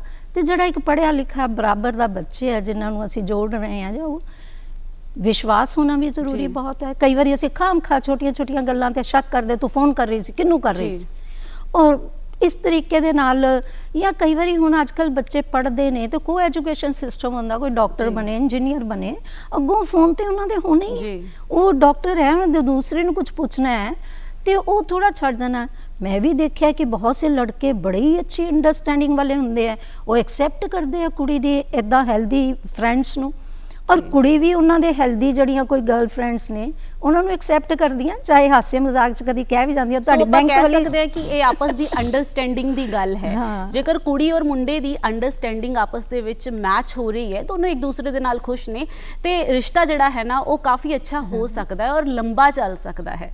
ਮੈਂ ਤਾਂ ਇੱਕੋ ਹੀ ਚੀਜ਼ ਕਹਾਂਗੀ ਕਿ ਇਹ ਬਹੁਤ ਜ਼ਰੂਰੀ ਹੈ ਕਿ ਅਸੀਂ ਆਪਣੇ ਬੱਚਿਆਂ ਦੀ ਪਰਵਰਿਸ਼ 'ਤੇ ਧਿਆਨ ਦੇਈਏ, ਕਿਉਂਕਿ ਅਗਰ ਪੇਰੈਂਟਸ ਦਾ ਬੜਾ ਇੰਪੋਰਟੈਂਟ ਰੋਲ ਹੈ ਬੱਚਿਆਂ ਨਾਲ ਕੁਆਲਿਟੀ ਟਾਈਮ ਸਪੈਂਡ ਕਰਨ, ਤੇ ਉਹਦੇ ਵਿੱਚ ਜਿਹੜਾ ਸਾਡੇ ਆਪਣਾ ਇੱਕ ਮੈਂ ਕਹਾਂਗੀ ਇੰਡੀਅਨ ਵੈਲਿਊ ਸਿਸਟਮ ਹੈ ਉਹਦੇ ਬਾਰੇ ਬਹੁਤ ਬੱਚਿਆਂ ਨਾਲ ਗੱਲਬਾਤ ਕਰਨ। ਔਰ ਅਗਰ ਅਸੀਂ ਪੇਰੈਂਟਸ ਆਪਣੇ ਬੱਚਿਆਂ ਨੂੰ ਆਪਣੇ ਗ੍ਰੈਂਡ ਪੇਰੈਂਟਸ ਦੇ ਨਾਲ ਜੋੜਾਂਗੇ, ਬਹੁਤ ਇੰਪੋਰਟੈਂਟ ਹੈ ਕਿ ਚਾਹੇ ਅਸੀਂ ਨਿਊਕਲੀਅਰ ਫੈਮਲੀਜ਼ 'ਚ ਰਹਿ ਰਹੇ ਹਾਂ, ਚਾਹੇ ਅਸੀਂ ਜੁਆਇੰਟ ਫੈਮਲੀਜ਼ 'ਚ ਰਹਿ ਰਹੇ ਹਾਂ, ਜੇ ਅਸੀਂ ਨਿਊਕਲੀਅਰ 'ਚ ਵੀ ਰਹਿ ਰਹੇ ਹਾਂ ਤਾਂ ਇੱਕ ਜਿਹੜਾ ਕਨੈਕਟ ਬਣਾਉਣਾ ਹੈ ਬੱਚਿਆਂ ਦਾ ਆਪਣੇ ਗ੍ਰੈਂਡ ਪੇਰੈਂਟਸ ਦੇ ਨਾਲ, ਕਿਉਂਕਿ ਉੱਥੋਂ ਹੀ ਕੁਝ ਚੀਜ਼ਾਂ ਜੋ ਤੁਹਾਨੂੰ ਤੁਹਾਡੇ ਦਾਦਾ ਦਾਦੀ ਨੇ, ਨਾਨਾ ਨਾਨੀ ਨੇ ਹੀ ਸਿਖਾਣੀ ਹੈ, ਉਹ ਪੇਰੈਂਟਸ ਵੀ ਨਹੀਂ ਸਿਖਾ ਸਕਦੇ। ਇਸ ਲਈ ਇਸ 'ਚ ਪੇਰੈਂਟਸ ਦਾ ਬਹੁਤ ਵੱਡਾ ਰੋਲ ਹੈ ਕਿ ਉਹ ਬੱਚਿਆਂ ਦੀ ਪਰਵਰਿਸ਼ 'ਚ ਬਹੁਤ ਜ਼ਿਆਦਾ ਟਾਈਮ ਦੇਣ, ਉਹਨਾਂ ਨੂੰ ਕੁਆਲਿਟੀ ਟਾਈਮ ਦੇਣ, ਤਾਂ ਕਿ ਆਪਣਾ ਵੈਲਿਊ ਸਿਸਟਮ ਅਸੀਂ ਬੱਚਿਆਂ ਦੇ ਅੰਦਰ ਪਾ ਸਕੀਏ। ਜੀ, ਸੋ ਗੌਰਵ ਜੀ ਤੁਸੀਂ ਕੀ ਸੁਨੇਹਾ ਦੇਣਾ ਚਾਹੋਗੇ? ਬਿਲਕੁਲ ਜੀ, ਮੈਂ ਇਹੀ ਚਾਹੁੰਦਾ ਜੀ ਬੱਚੇ ਆਪਸ ਦੇ ਵਿੱਚ ਦੋਨੋਂ ਇੱਕ ਦੂਜੇ ਦੀ ਫੀਲਿੰਗ ਸਮਝਣ ਔਰ ਬੱਚੇ ਆਪਸ ਦੇ ਵਿੱਚ ਪਿਆਰ ਦੇ ਨਾਲ ਰਹਿਣ ਔਰ ਪੇਰੈਂਟਸ ਵੀ ਇੱਕ ਦੂਜੇ ਦੀ ਇੱਜ਼ਤ ਕਰਨ। ਪੇਰੈਂਟਸ ਨੂੰ ਚਾਹੀਦਾ ਜੀ ਕਾਰਾਂ ਕੋਠੀਆਂ ਜਾਇਦਾਦਾਂ ਉਹ ਤਾਂ ਜ਼ਰੂਰੀ ਹੈ, ਉਸ ਤੋਂ ਪਹਿਲੇ ਬੱਚੇ ਦੇ ਅੰਦਰ ਹੁਨਰ ਵੀ ਹੋਣਾ ਚਾਹੀਦਾ ਵਾ। ਹੁਨਰ ਦੇਖਣਾ ਚਾਹੀਦਾ ਬੱਚੇ ਦੇ ਅੰਦਰ ਕੀ ਹੁਨਰ, ਕਿਆ ਮੇਰੀ ਬੇਟੀ ਨੂੰ ਇਹ ਅੱਛੀ ਮਤਲਬ ਕਿ ਜ਼ਿੰਦਗੀ ਵਾਸਤੇ ਸਭ ਕੁਝ ਪਰਵਰਿਸ਼ ਵਾਸਤੇ ਐਕਸੈਪਟੇਬਲ ਹੈ ਲੜਕਾ, ਇਹ ਚੀਜ਼ ਜ਼ਰੂਰੀ ਹੈ ਜੀ। ਸਭ ਤੋਂ ਵੱਡੀ ਗੱਲ ਇਹ ਹੈ ਬੱਚੇ 'ਚ ਹੁਨਰ ਬਹੁਤ ਜ਼ਰੂਰੀ ਹੈ। ਕਈ ਮਾਂ-ਬਾਪ ਹੁੰਦੇ ਆ, ਮਾਂ-ਬਾਪ ਦੇ ਜਾਇਦਾਦਾਂ ਕੋਠੀਆਂ ਕਾਰਾਂ ਦੇਖ ਕੇ ਤੇ ਆਪਣੇ ਬੱਚੇ ਨੂੰ ਲੜਕੇ ਦੇ ਨਾਲ ਵਿਆਹ ਦਿੰਦੇ ਆ ਤੇ ਬੱਚੇ 'ਚ ਕੋਈ ਕੁਆਲਿਟੀ ਨਹੀਂ ਦੇਖਦੇ ਬੱਚਾ ਕੀ ਕਰ ਰਿਹਾ। ਔਰ ਬੱਚੇ ਦੇ ਵਿੱਚ ਦੇਖਣਾ ਚਾਹੀਦਾ ਬੱਚੇ 'ਚ ਕੀ ਹੁਨਰ ਹੈ। ਕੱਲ੍ਹ ਨੂੰ ਕਾਰੋਬਾਰ ਸਲੋ ਹੋ ਜਾਂਦਾ ਹੈ ਜਾਂ ਡਾਊਨ ਹੋ ਜਾਂਦਾ ਹੈ ਤੇ ਕਿਆ ਬੱਚਾ ਆਪਣੀ ਮਿਹਨਤ ਕਰਕੇ ਆਪਣੀ ਸਾਡੀ ਲੜਕੀ ਨੂੰ ਅੱਛੀ ਜ਼ਿੰਦਗੀ ਜਿਹੜੀ ਹੈ ਉਹ ਦੇ ਪਾਏਗਾ ਕਿ ਨਹੀਂ ਦੇ ਪਾਏਗਾ। ਇਹ ਚੀਜ਼ਾਂ ਮੈਂ ਜ਼ਰੂਰ ਕਹਾਂਗਾ ਜੀ, ਬੱਚੇ 'ਚ ਹੁਨਰ ਔਰ ਕੁਆਲਿਟੀ ਦੇਖਣੀ ਚਾਹੀਦੀ ਹੈ।